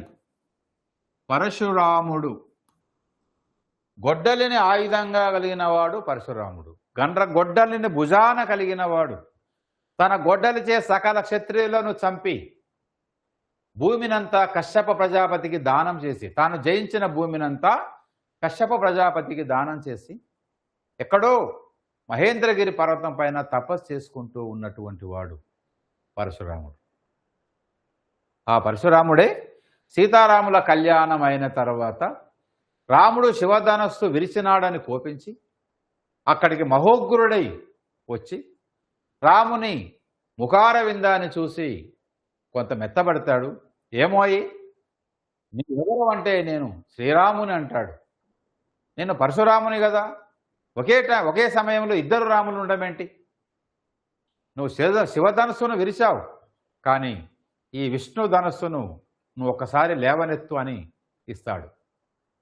శ్రీరాముడు అవలీలగా విష్ణు ధనస్సును ఎక్కుపెడతాడు. పరశురాముడు ఒక్కసారిగా చల్లబడిపోతాడు. ఇతడు విష్ణువు అంశచే విష్ణు అవతార రూపుడు, ఇక్కడ నేను ఉండడం సరి అనేది కాదని అక్కడి నుంచి పరశురాముడు వెళ్ళిపోతాడు. మరి ఎవరి కుమారుడు? రేణుక జమదగ్నిల కుమారుడు. ఒకసారి రేణుక ఒక గంధర్వుని చూసి కొద్దిగా మనసు చంచలమైపోతే అది గ్రహించినటువంటి జమదగ్ని తల్లిని చంపమని పరశురాముని ఆజ్ఞాపిస్తే ఏమాత్రం ఆలోచించకుండా తండ్రి ఆజ్ఞను నెరవేర్చాడు. అంటే తన గండ్రగొడ్డలి చేత రేణుక శిరస్సును నరికివేస్తాడు అని. అంటే తండ్రి పట్ల అంతటి భక్తి కలిగినటువంటి వాడు పరశురాముడు. తండ్రి పట్ల భక్తి కలిగినటువంటి వాడు పరశురాముడు. తర్వాత ప్రహస్తుడు.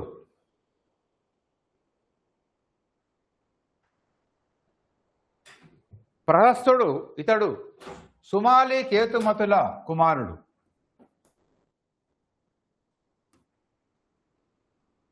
ప్రహస్తుడు సుమాలి కేతుమతిల కుమారుడు.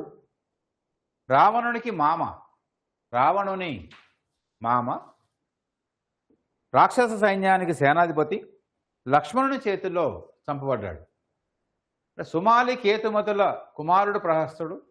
అదేవిధంగా కైకసి కూడా వీరి కూతురే, ప్రహస్తుని కూతురు, రావణుని మామ. లక్ష్మణుని చేతిలో ప్రహస్తుడు చనిపోతాడు.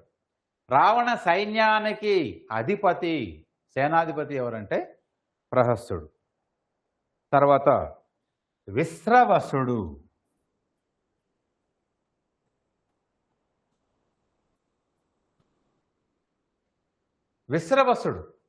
విశ్రవసుడు ఎవరు? కశ్యప ప్రజాపతి కుమారుడు. విశ్రవసుడు రావణ, కుంభకర్ణ, విభీషణ, శూర్పణఖల తండ్రి. విశ్రవసుని భార్య కైకసి. మొదటి భార్య ఇలావిద. గతంలో చెప్పాను, ఇలావిదతో పాటు కైకసి అని ఇద్దరు భార్యలు ఉన్నారు. ఇలావిద, కైకసి. ఈ ఇలావిదకు జన్మించిన వాడే కుబేరుడు. విశ్రవసుని మొదటి భార్య ఇలావిద, రెండవ భార్య కైకసి. ఇలావిదకు జన్మించినటువంటి వాడు కుబేరుడు. కైకసికి జన్మించిన వాళ్ళు నలుగురు, ముగ్గురు కొడుకులు, ఒక కూతురు. వారే రావణ, కుంభకర్ణ, విభీషణులు, అదేవిధంగా శూర్పణఖ. ఇక్కడ విశ్రవసుని భార్యలు ఎవరు అంటే ఇలావిద, కైకసి. లేదా ఇలావిద ఎవరి భార్య అంటే విశ్రవసుని భార్య. లేదా కైకసి ఎవరి భార్య? విశ్రవసుని భార్య. లేదా విశ్రవసుని భార్యలు ఎందరంటే ఇక్కడ ప్రధానంగా ఇద్దరు మనకు ప్రస్తావన జరుగుతుంది. వారే ఇలావిద, కైకసి. ఓకే. తర్వాత రావణుడు. రావణుడు రామాయణములో ప్రతినాయకుడు, విలన్. రావణుడు రామాయణములో ప్రతినాయకుడు. విశ్రవసు కైకసిల పెద్ద కుమారుడు. కైకసి విశ్రవసుల పెద్ద కుమారుడు. విశ్రవో బ్రహ్మ అని కూడా అంటారు విశ్రవసుని. అందుకనే బ్రహ్మమానసపుత్రుడు పులస్య బ్రహ్మ. ఆ పులస్య మహర్షి లేదా పులస్య బ్రహ్మ, ఆ పులస్య బ్రహ్మ కుమారుడే విశ్రవో బ్రహ్మ. ఆ విశ్రవో బ్రహ్మ కుమారుడే రావణ బ్రహ్మ. వాళ్ళందరూ గొప్పవాళ్ళే. రావణ బ్రహ్మ అంతటి వాడు కూడా పరస్త్రీని అపహరించడం వల్ల ఏమయ్యాడు? పతనమయ్యాడు, రాక్షసునిగా మారిపోయాడు.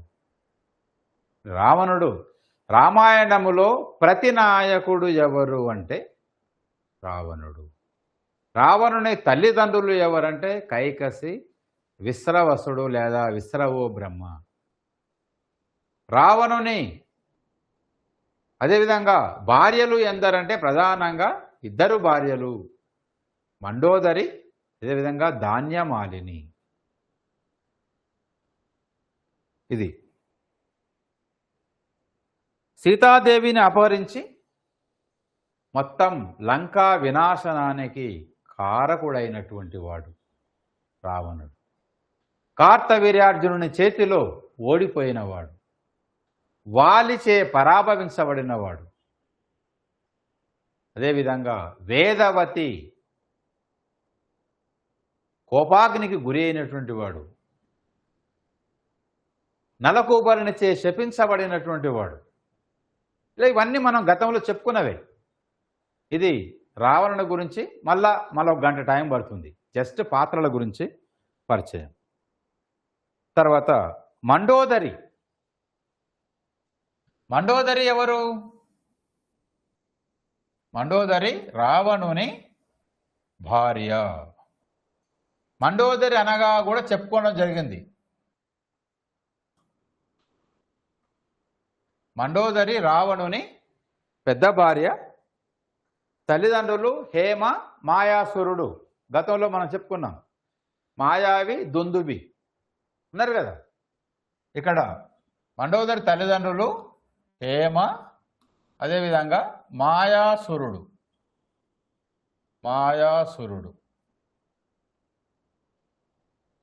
హేమ, మాయాసురుడు. హేమ, మాయాసురుల కూతురు మండోదరి. తర్వాత రావణుని పెద్ద భార్య. ఈమె కుమారులు ఇంద్రజిత్తు, అతికాయుడు, అక్షయ కుమారుడు చెప్పుకున్నాం. ఇంద్రజిత్తు, అతికాయుడు, అక్షయ కుమారుడు. అక్షయ కుమారుడేమో హనుమంతుని చేతిలో చనిపోతే, అతికాయుడు ఇంద్రజిత్తు లక్ష్మణుని చేతిలో చనిపోతారు. అది. అదేవిధంగా పంచకన్యలలో ఈమె ఒకటి అంటాడు. మండోదరి పంచకన్యలలో ఒకటి. పురాణ స్త్రీలలో చెప్పినటువంటి పంచకన్యలలో ఒకటే ఈమె. ఈ పంచకన్యలు ఎవరు అంటే సీత, అహల్య, తార. అంటే మండోదరితో పాటు ఇంకా నలుగురు పంచకన్యలు. సీత, తార, అహల్య, తర్వాత మండోదరి, ద్రౌపది. సీత, తార, అహల్య, మండోదరి, ద్రౌపది. వీరు పంచకన్యలుగా పరిగణించబడ్డారు. అంటే ఈ ఐదుగురు కూడా భర్తచే ఎడబాటుకు గురైన వారు, ఏదో రకంగా భర్త నుండి దూరమైన వారు, లేదా ఏదో రకంగా భర్త చే అవమానించబడిన వారు, లేదా భర్తను వంచినటువంటి వారు, భర్త కోపానికి గురైన వారు, లేదా భర్తకు దూరమైనటువంటి వారు. మొత్తం మీద భార్యాభర్తలుగా సరి అయినటువంటి సాంసారిక జీవనాన్ని కొనసాగించకుండా భర్తచే బెడిసి కొట్టబడిన జీవితాలు కలిగినటువంటి వారు. సీతా వియోగాన్ని పొందింది, బ్రాహ్మణికి దూరం అయిపోయింది. 10 నెలలు రావణుని పంచలో ఉంది, అశోకవనంలో ఉంది. మళ్ళీ వచ్చిన తర్వాత మళ్ళీ సీత అడవి పాలయ్యింది. తార ఎవరు? వాలి భార్య తార వేరే, బృహస్పతి భార్య తార వేరే. ఇక్కడ వాలి భార్య అంతే. తన అన్న చనిపోయినాడని చెప్పి అన్న భార్యను సుగ్రీవుడు ఏలుకున్నాడు. మళ్ళీ తర్వాత ఏమైంది? వాలి చనిపోయిన తర్వాత సుగ్రీవుడు తారను కూడా చేపట్టాడు. కాబట్టి అట్లా కూడా అంటే భర్తతో సరి అయినటువంటి సాంసారిక జీవనాన్ని కొనసాగించినటువంటి వారిలో తార కూడా ఒకటి. అదేవిధంగా అహల్య కూడా అంతే. అహల్య కూడా ఆమె గౌతముని వంచింది, అంటే పాపం మోసపోయింది. గౌతముని రూపంలో రావడం వల్ల ఇంద్రుడైనా సూర్యుడైనా గౌతముని రూపంలో వచ్చి ఆమెను వంచడం వల్ల భర్త కోపానికి గురయ్యింది. అదేవిధంగా మండోదరి కూడా అసలు మండోదరిని ఎప్పుడు కూడా రావణుడు అంత ప్రేమగా చూసుకోలేదు. హేమ మాయాసురుల కూతురు అయినప్పటికీ ఎప్పుడు కూడా మండోదరితో పాటు ధాన్యమాలని ఇంకా మరికొంతమంది రాక్షస స్త్రీలు కూడా భార్యలుగా ఉంటారు.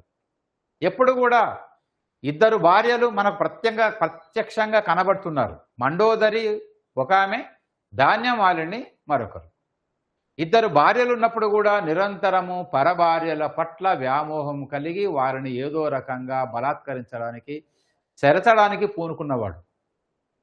అంటే ఒక విధంగా చెప్పాలంటే భర్త మనసుకు దూరం అయిపోయినటువంటిది, భర్త ప్రేమకు నోచుకోనటువంటిది మండోదరి. అదేవిధంగా ద్రౌపది కూడా అంతే. ద్రౌపది కూడా ఆమె 5 భర్తలు కలిగినటువంటిది. నిండు సభలో కౌరవులచే పరాభవాన్ని గురైనటువంటిది. పాండవుల్ని ఎప్పుడూ చేతగానే దద్దమ్మలు అని ఆడిపోసుకున్నటువంటిది. మీ వల్లనే నాకు ఈ గతి పట్టిందని వారిపై కోపించినటువంటిది. సీతన్న రాముడు ఎంత చేసినా కూడా మిన్నకుండా రాముని అడుగుజాడల్లో నడిచింది. కానీ ద్రౌపది సీత మనసత్వానికి పూర్తి విరుద్ధమైన మనసత్వం కలిగినటువంటిది. సీత పగబట్టిన తాచుపాము లాంటిది.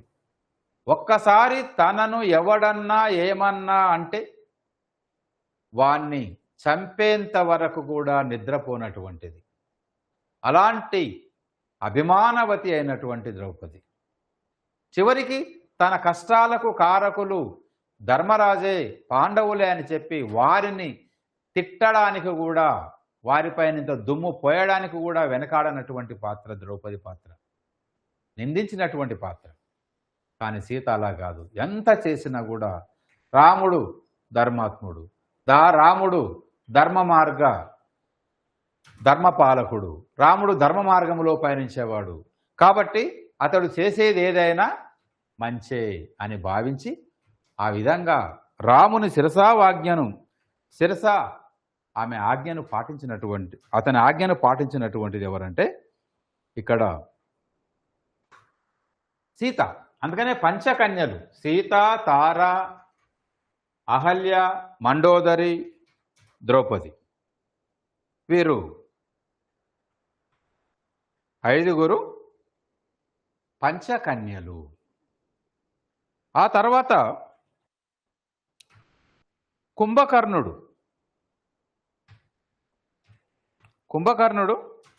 రావణుని తమ్ముడు, కైకసి విశ్రవసుల 2వ కుమారుడు. కుంభకర్ణుడు అంటే కుంభాల వంటి చెవులు కలిగినవాడు, కుండల వంటి పెద్ద పెద్ద చెవులు ఉంటాయట, పెద్దగా చెవులు కలిగినవాడు అని. కుంభకర్ణుడు కైకసి విశ్రవసుల 2వ కుమారుడు, రావణుని తమ్ముడు. కైకసి విశ్రవసుల 2వ కుమారుడు ఎవరంటే కుంభకర్ణుడు. బ్రహ్మను కోరిన వరం ఏంటంటే సీత అతని నాలుకపై, సరస్వతి అతని నాలుకపై నిలిచి అతని బుద్ధిని వక్రీకరింపజేస్తుంది అని, అతని మనసును మార్చివేస్తుంది అని, తనకు శాశ్వతంగా నిద్ర ఉండేలాగా చేయమని కోరుతుంది అని. ఒక రామాయణం, వాల్మీకి రామాయణంలో ఏముంటుందంటే నాకు నిద్ర కలిగేటట్లుగా వరాన్ని ప్రసాదించుమని. అదేవిధంగా 6 నెలలు నిద్ర, 6 నెలలు మెలకువ ఉండేటట్లుగా వరాన్ని ప్రసాదించుమని మరికొన్ని రామాయణాల్లో ఆ ప్రస్తావన కనబడుతుంది. అంటే శాశ్వతమైన నిద్రను కోరుకొని మోసపోయినటువంటి వాడు ఎవరంటే కుంభకర్ణుడు. రామరావణ యుద్ధములో కుంభకర్ణుడు కూడా చనిపోతాడు. ఇతని భార్య వజ్రజ్వల. ఇతని భార్య పేరు వజ్రజ్వల. ఇప్పుడు రావణుని భార్య తెలుసు. కుంభకర్ణుని భార్య ఎవరు అని అడిగితే ఎందుకంటే కుంభకర్ణుడు ప్రధానమైనటువంటి ప్రతినాయకుడు. ప్రతినాయకుల్లో రావణుని తర్వాత అంతటి వాడు. కాబట్టి కుంభకర్ణుని భార్య వజ్రజ్వల. తర్వాత ఈయనకు ముగ్గురు కుమారులు, కుంభుడు, నికుంభుడు, భీముడు అని ముగ్గురు కుమారుడు. కుంభుడు, అదేవిధంగా నికుంభుడు, భీముడు.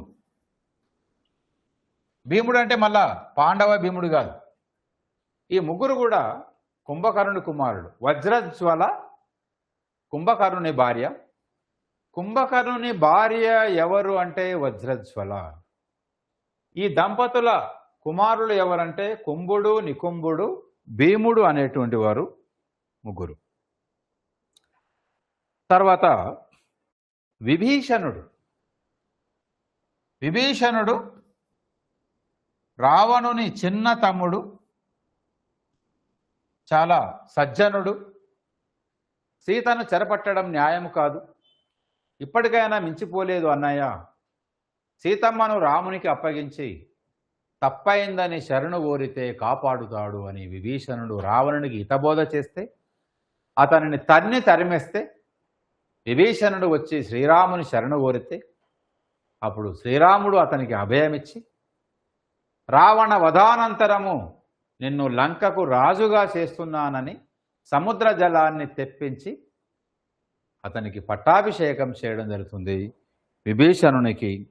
అదేవిధంగా లంక గుట్టును చెప్పి లంకకు చేటు తెచ్చినటువంటి వాడు ఎవరంటే విభీషణుడు.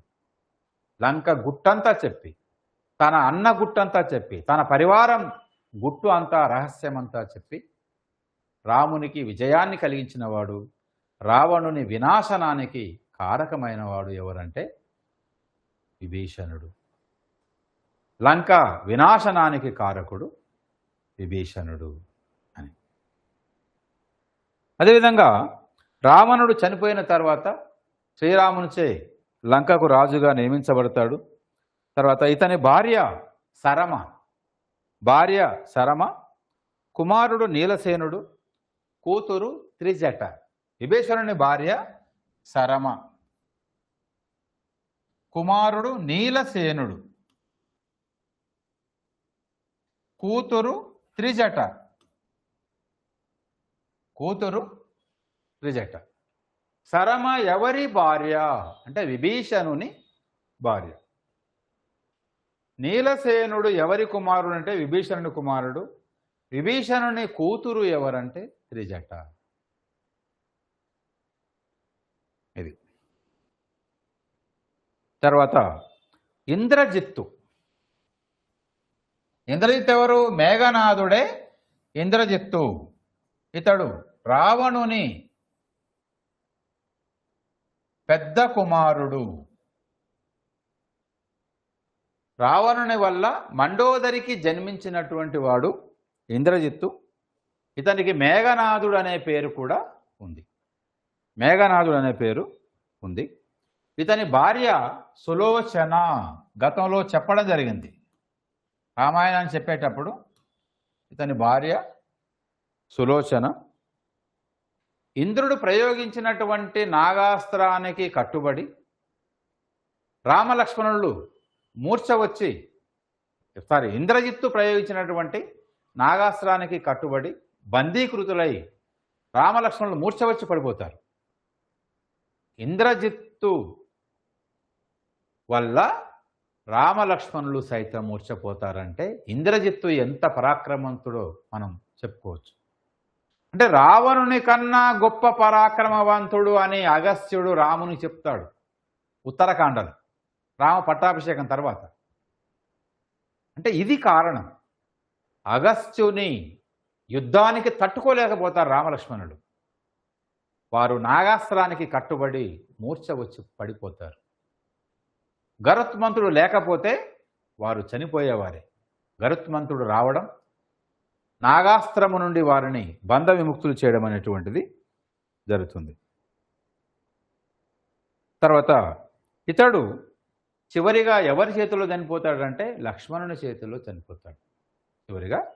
లక్ష్మణుని చేతిలో చనిపోతాడు. తర్వాత ఋష్యశృంగుడు. ఋష్యశృంగుడు అనే పాత్ర కూడా చాలా ప్రధానమైనటువంటిది.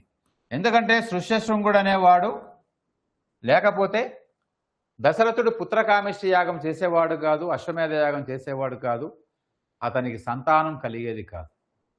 ఋష్యశృంగుని వల్లనే అతనికి సంతానం కలుగుతుంది. ఋష్యశృంగుడు అంటే లేడి, శృంగం అంటే కొమ్ము, లేడి కొమ్ము వంటి ఒక కొమ్ము శిరస్సుకు కలిగినటువంటి వాడు అని అర్థం.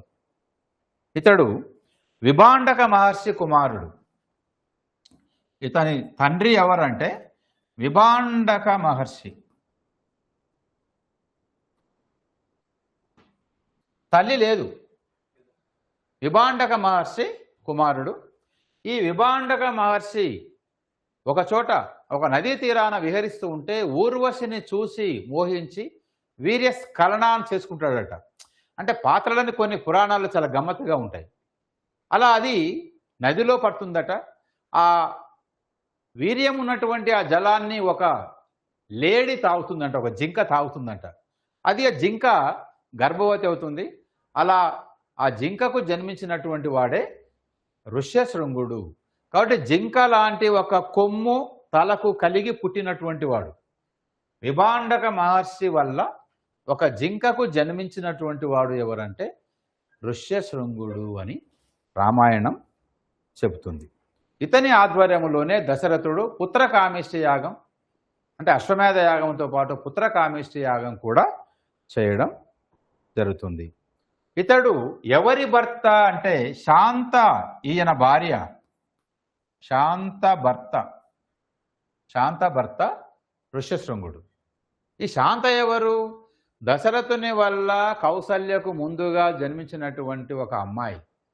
అయితే రోమపాదుడు తనకు సంతానం లేదు కనుక నాకు కూతురు కావాలి అంటే శాంతను దత్తతగా ఇస్తాడు. అలా రోమపాదునికి దత్తతగా ఇస్తే ఆ శాంతను ఋష్యశృంగునికిచ్చి పెళ్లి చేయడానికి పూనుకుంటాడు. ఎందుకు అనుకుంటాడు? తన రాజ్యములో వర్షాలు పడకపోతే, కరువు విలయతాండం చేస్తుంటే ఋష్యశృంగుని తన రాజ్యానికి తీసుకొని వస్తే అతను కాలు మోపితే వర్షాలు పడతాయని పండితులు చెబితే అలా ఋష్యశృంగుని రప్పించి అతనికి తన కూతురైనటువంటి శాంతను రోమపాదుడు ఇచ్చి పెళ్లి చేస్తాడు. ఇది రోమపాదుని అల్లుడు. తర్వాత సంపాతి ఎవరు? జటాయువు అన్న. గుర్తుకొస్తున్నాయి కదా. సాగర తీరాన ఉన్న సమయంలో సముద్రాన్ని ఎలా దాటాలి అని తర్జన పడుతున్న సమయంలో సంపాతి అక్కడ కలవడం, అంగదునికి, హనుమంతునికి, జాంబవంతునికి మొదలైన వారికి 100 యోజనాల దూరం ఈ సముద్రం ఉంది. ఆవల లంకా నగరం ఉంది. ఆ లంకలో సీతను రావణుడు దాచాడు అని సంపాతి చెప్పడం, వీరి మాటల ద్వారా జటాయువు మరణించాడనే విషయాన్ని తెలుసుకొని తన తమ్ముడు మరణించాడా అని సంపాతి దుఃఖించడం జరుగుతుంది. అంటే సంపాతి తమ్ముడు జటాయువు. ఎవరి వల్ల లంక సీతలో ఉన్నది అనే విషయాన్ని జాంబవతుడు, వానర వీరులు తెలుసుకోగలిగారంటే సంపాతి వల్ల తెలుసుకోగలిగారు. ఎన్ని యోజనాల దూరం ఈ సముద్రం విస్తరించి ఉంది అంటే 100 యోజనాల దూరం విస్తరించి ఉందని సంపాతి ద్వారా తెలుసుకుంటారు. ఈ సముద్రము ఆవల లంక ఉంది అనే విషయాన్ని కూడా సంపాతి ద్వారానే తెలుసుకోవడం జరుగుతుంది. తర్వాత శాంత, ఇంతకుముందే చెప్పాను. శాంత ఎవరి భార్య అంటే శాంత ఋష్యశృంగుని భార్య, రోమపాదుని దత్తత తీసుకున్నటువంటి కుమార్తె, దశరథుని కూతురు శాంత, ఋష్యశృంగ మహర్షి భార్య. తర్వాత శబరి మాతంగ మహర్షి ఆశ్రమంలో ఉంటూ తపస్సు చేస్తున్నటువంటి ఒక తపస్విని, శబరజాతి కూతురు కానీ ఖచ్చితంగా ఫలానా శబరికి తల్లిదండ్రులు ఉన్నారన్న విషయం ఎక్కడ ప్రస్తావించబడదు. తర్వాత సీతాపహరణ తర్వాత మాతంగ మహాముని ఆశ్రమానికి వెళ్ళాలని అక్కడ శబరి ఉందనే విషయము కబంధుని ద్వారా విని అక్కడికి మాతంగ మహాముని ఆశ్రమానికి వెళ్ళడం, శబరికి దర్శనం కలిగించడం, శబరి శ్రీరాముని ఎంతో సేవించడం ప్రేమతో, తాను సేకరించిన ఫలాలను ఇచ్చి తండ్రి నాకు మోక్షాన్ని ప్రసాదించుము అని కోరుకొని ఆమె యోగాగ్నిలో దగ్ధమై ఆమె మోక్షాన్ని పొందడం అనేటువంటిది జరుగుతుంది. శ్రీరాముని పరమ భక్తురాలు శబరి. శబరి ఎవరి ఆశ్రమంలో ఉండి తపస్సు చేసిందంటే మాతంగ మహాముని ఆశ్రమంలో ఉండి తపస్సు చేసింది. తన ఎంగిలి ఫలాలను రామునిచే తినిపించినటువంటిది ఎవరు? శబరి. అంటే అవి రుచిగా పుల్లగా ఉన్నాయా తీయగా ఉన్నాయా అని తెలుసుకోవడం కోసం పళ్ళను కొరికి మరి తీయగా ఉన్న ఫలాలనే రామునికి అర్పించినటువంటిది శబరి. తర్వాత శూర్పణఖ. శూర్పణఖ కూడా రామాయణాన్ని మలుపు తిప్పడంలో ప్రధానమైన పాత్ర పోషించడం జరిగినటువంటి ఒక పాత్ర శూర్పణఖ. రావణుని సోదరి, మండోదరి ఆడపడుచు, అంతే కదా, రావణుని సోదరి. తర్వాత కైకసి విశ్రవో బ్రహ్మల కూతురు, కైకసి విశ్రవసుల కూతురు మండోదరి. మండోదరి భర్త విద్యుజ్జీవుడు. ఈ విద్యుజ్జీవుని చంపినవాడు ఎవరు? రావణుడు. తన భర్తను చంపినందుకే ప్రతీకారం తీర్చుకోవడం కోసమే శూర్పణఖ దండకారణ్యంలో ఉండి రామలక్ష్మణులకు రావణుని పట్ల శత్రుభావాన్ని కల్పించి, అంటే రావణుడు సీతను అపహరించుకొని పోయేలాగా చేసి శత్రుత్వాన్ని కలిగించి రావణ వినాశనానికి కారకురాలయ్యిందని అద్భుత రామాయణంలో చెప్పడం జరిగింది. అంటే పరోక్షంగా శూర్పణఖ రావణుని వినాశనానికి కారణమయ్యింది అని వాల్మీకి రామాయణంలో లేదు, కానీ వేరే రామాయణంలో ఉన్నది. కైకసి విశ్రవసుల కూతురు. తర్వాత రామలక్ష్మణులను మోహించగా లక్ష్మణుడు ఆమె ముక్కు చెవులు కోసి పరాభవించడం, ఆమె కరదూషణాదుల దగ్గరికి వెళ్ళి మొరపెట్టుకోవడం, వారు రామునిపైకి దండెత్తి రావడం, వారిని చంపడం, 14,000 మంది రాక్షస సైన్యాన్ని చంపడం. తర్వాత రావణుని దగ్గరికి వెళ్ళి మొరపెట్టుకోగా రావణుడు ప్రతీకారం తీర్చుకోవడం కోసం సీతను అపహరించడం అనేది జరిగింది. రామాయణంలో శూర్పణఖ పాత్ర కూడా ఒక గురుతరమైనటువంటిది, ఒక ప్రధానమైనటువంటి పాత్ర శూర్పణఖది. తర్వాత వాలి. వాలి ఎవరంటే సుగ్రీవుని అన్న వాలి. సుగ్రీవుని అన్న. అంతేకాకుండా ఇంద్రుని వల్ల అహల్యకు జన్మించినటువంటి వాడు. ఇంద్రుని వల్ల అహల్యకు జన్మించినటువంటి వాడు ఎవరంటే వాలి. వాలి ఇంద్రునికి ఒక వరాన్ని ప్రసాదిస్తాడు. ఏంటిది అది? కాంచనమాల అనేటువంటి ఒక వరాన్ని, కాంచనమాల అను వరాన్ని ప్రసాదిస్తే ఆ వర ప్రభావం వల్ల ఏంటి? ఎదుటివాడు తనతో యుద్ధం చేస్తున్నప్పుడు అతని బలములో సగం బలం వాలికి వచ్చి చేరుతుంది. తన కుమారుని మీద ప్రేమతో తన కుమారుని ఎవరూ ఓడించకూడదని ఇంద్రుడు అలాంటి వరాన్ని, కాంచనమాల అనేటువంటి ఒక వరాన్ని ప్రసాదించాడు అని చెప్పడం జరుగుతుంది. వాలి భార్య తార, వాలి కుమారుడు అంగదుడు. అసలు యుద్ధం వాలి సుగ్రీవుల మధ్య యుద్ధం జరగడానికి, వైరం వారి మధ్యన పచ్చగడ్డి వేస్తే బగ్గుమనడానికి గల కారణం ఏంటంటే తార. అసలు సుగ్రీవుడు తారను చేపట్టకపోతే ఇంత శత్రుత్వం సుగ్రీవుని పట్ల ఉండేది కాదు వాలికి. రాజ్యానంటే ఏలుకున్నాడు, కానీ తన భార్యను కూడా ఏలుకున్నాడు కదా. అదే వాలికి బాగా కోపం తెప్పించింది. సుగ్రీవుడు ఏమనుకున్నాడు? నా అన్న చనిపోయాడేమో, ఇక రాడేమో అని భావించి వాలి భార్య అయిన తారను ఆయన ఏలుకున్నాడు.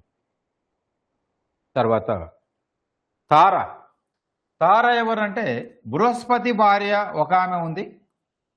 బృహస్పతి భార్య తార కాదు, వాలి భార్య తార.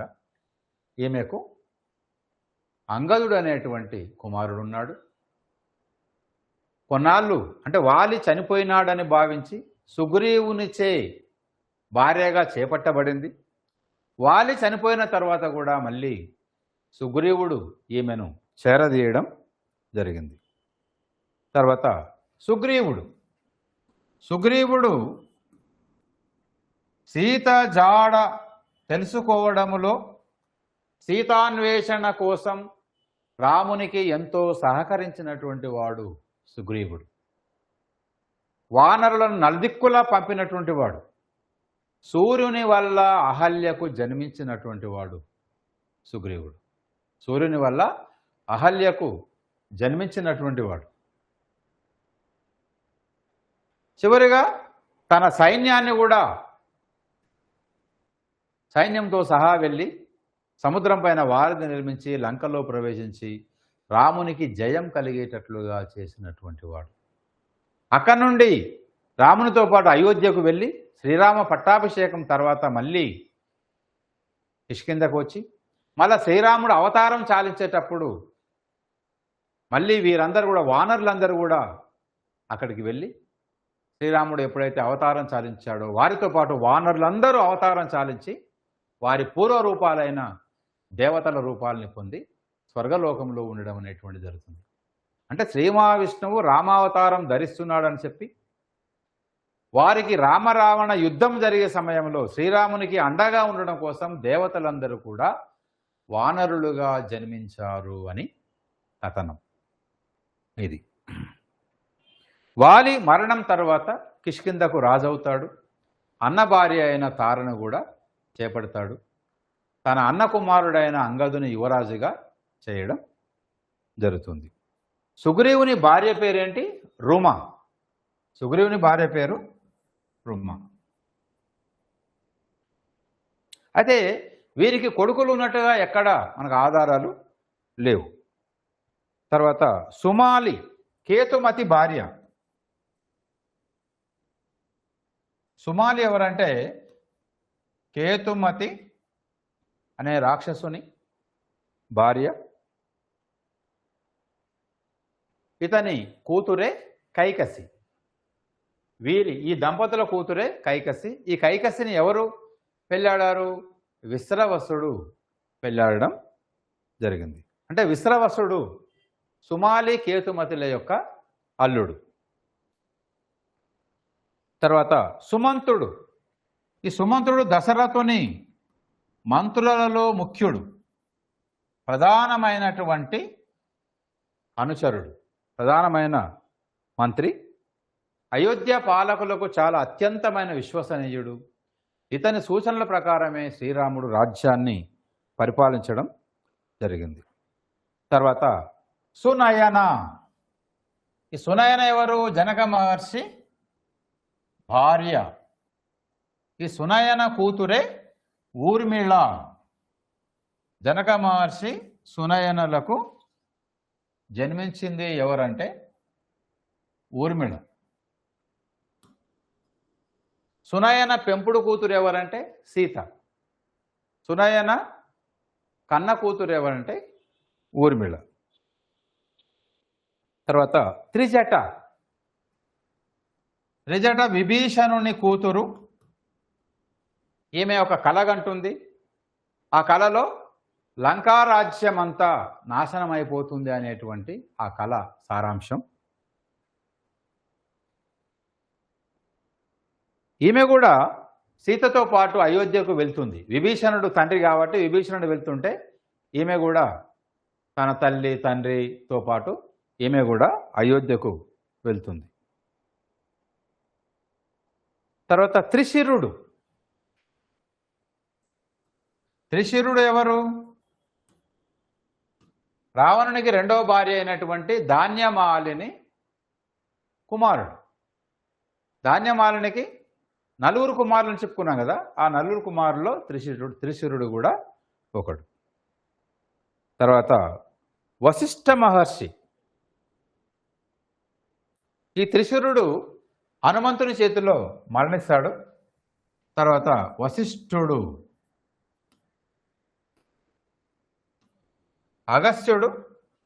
అగస్త్యునితో పాటు కుండయందు జన్మించిన వాడు మిత్రావరుణుల వల్ల, అంటే ఊర్వశి చే ప్రేరేపించబడినటువంటి మిత్రావరుణుల వల్ల, అంటే ఒక కుండయందు అగస్త్యునితో పాటు జన్మించినటువంటి వాడు వశిష్ఠుడు. అంటే వశిష్ఠునికి సోదరుడు ఎవరంటే అగస్త్యుడు, దశరథ మహారాజు గురువు, అరుంధతి భర్త వశిష్ఠుడు. అదేవిధంగా అగస్త్య మహర్షి సోదరుడు. తర్వాత విశ్వామిత్రుడు, అంటే విశ్వానికే మిత్రుడు అని. ఇతనికి కుషుని వంశంలో జన్మించాడు కాబట్టి కౌశికుడు అని. అదేవిధంగా గాది తనయుడు కాబట్టి గాదేయుడు అని. గాది తనయుడు కాబట్టి గాదేయుడు అనేటువంటి పేర్లు ఉన్నాయి. ఈ విశ్వామిత్రుని తల్లిదండ్రులు గౌతమి, గాది. గౌతమి అంటే గౌతముడు వేరు, గౌతమ్ వేరు. గౌతమి తల్లి, గాది తండ్రి. కాబట్టి గాది తనయుడు కాబట్టి గాదేయుడు అని. కుషుని కుమారుడు గాదేయుడు, అంటే గాది తండ్రి కుషుడు, కుషుని మనవడు విశ్వామిత్రుడు.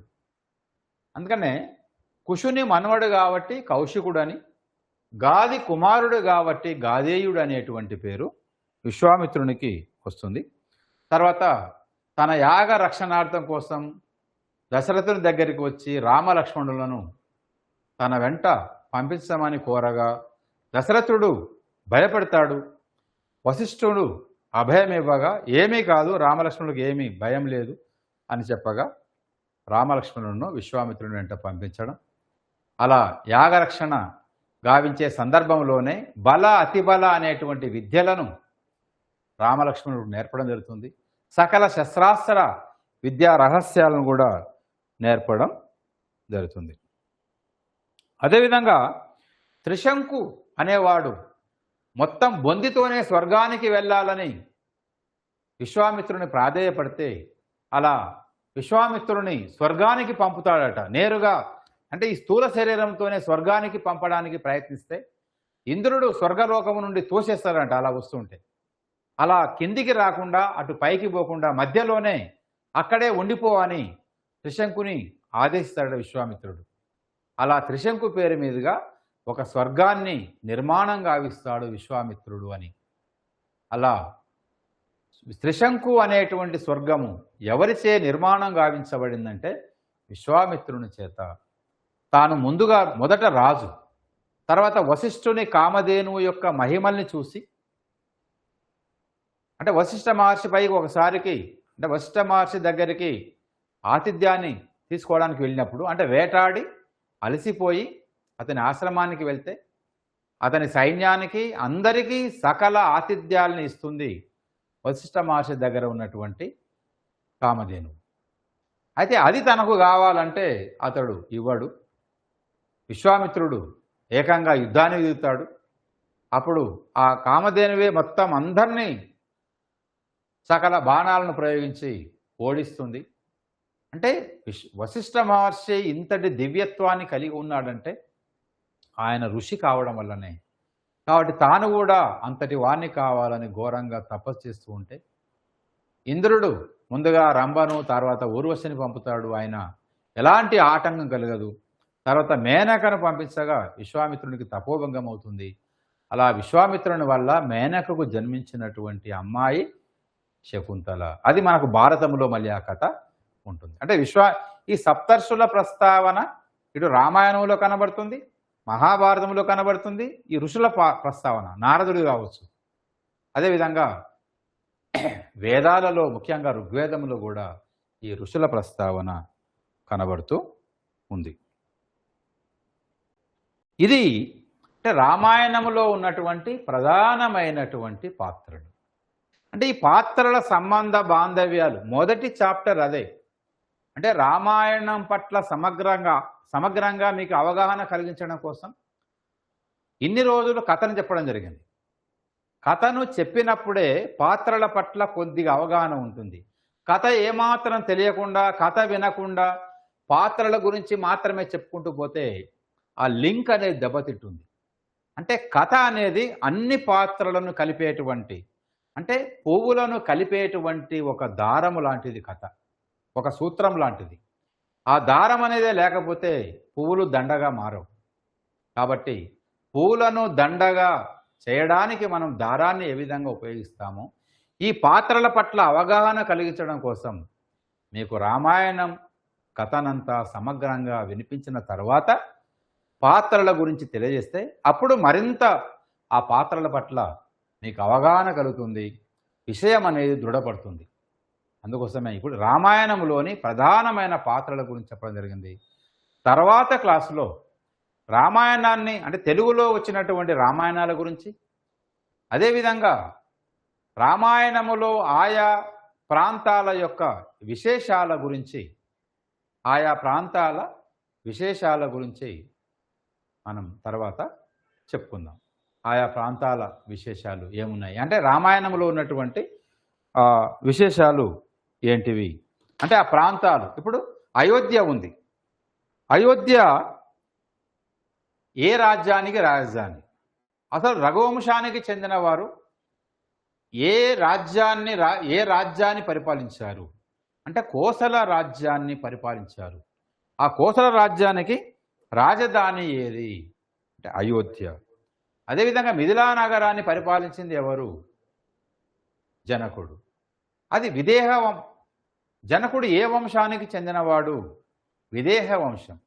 అంటే ఇక్కడ ఆయా రామాయణములోని ఆయా ప్రాంతాల యొక్క విశేషాలతో పాటు రామాయణములో ఉన్నటువంటి ఆయా రాజుల వంశ వృత్తాంతాలు, రామాయణంలోని ఆయా రాజుల వంశ వృత్తాంతాలు, అదేవిధంగా రామాయణంలో ఉన్నటువంటి ఆయా ప్రాంతాల ప్రత్యేకతలు లేదా విశేషాలు, వీటిని గురించి చెబుతూ రామాయణంలోని కాండల గురించి చెప్పడం జరిగింది. అదేవిధంగా తెలుగులో వచ్చిన రామాయణాల గురించి చెబితే రామాయణం అనేటువంటి మొదటి అధ్యాయం సంపూర్ణమవుతుంది. కాబట్టి నేను చెప్పేదంతా రెగ్యులర్గా నేను ఎప్పుడైతే చెప్తున్నానో, లెసన్ చెప్తున్నానో, నేను నా నోటి నుండి వెలువడేటువంటి ప్రతి విషయాన్ని శ్రద్ధగా వినడమే కాకుండా బోర్డు మీద రాసినటువంటి ప్రతిది కూడా మీరు నోట్బుక్లో రాసుకోండి. అంటే ఈ రాసుకునే అలవాటు ఉంటే ఏమవుతుందంటే లెసన్ చెప్పేటప్పుడు రాసుకునే అలవాటు ఉంటే ఏమవుతుందంటే ప్రతిదీ కూడా శ్రద్ధగా వినడానికి మీరు సిద్ధపడతారు. అంటే ఏకాగ్రతగా వినడానికి సిద్ధపడతారు రాసుకునే అలవాటు ఉన్నప్పుడు. ఏముందులే సార్ తర్వాత నోట్స్ ఇస్తారులే, ఇప్పుడు ఇట్లా టైంపాస్ కోసం విన్నట్టు చేద్దాము, తింటున్నప్పుడు లేదా ఒకవైపు టీవీ చూస్తూ మరొకవైపు వింటూ, మరొకవైపు ఒకరితో ముచ్చట పెట్టుకుంటూ మరొకవైపు వింటూ, ఇలా కాదు.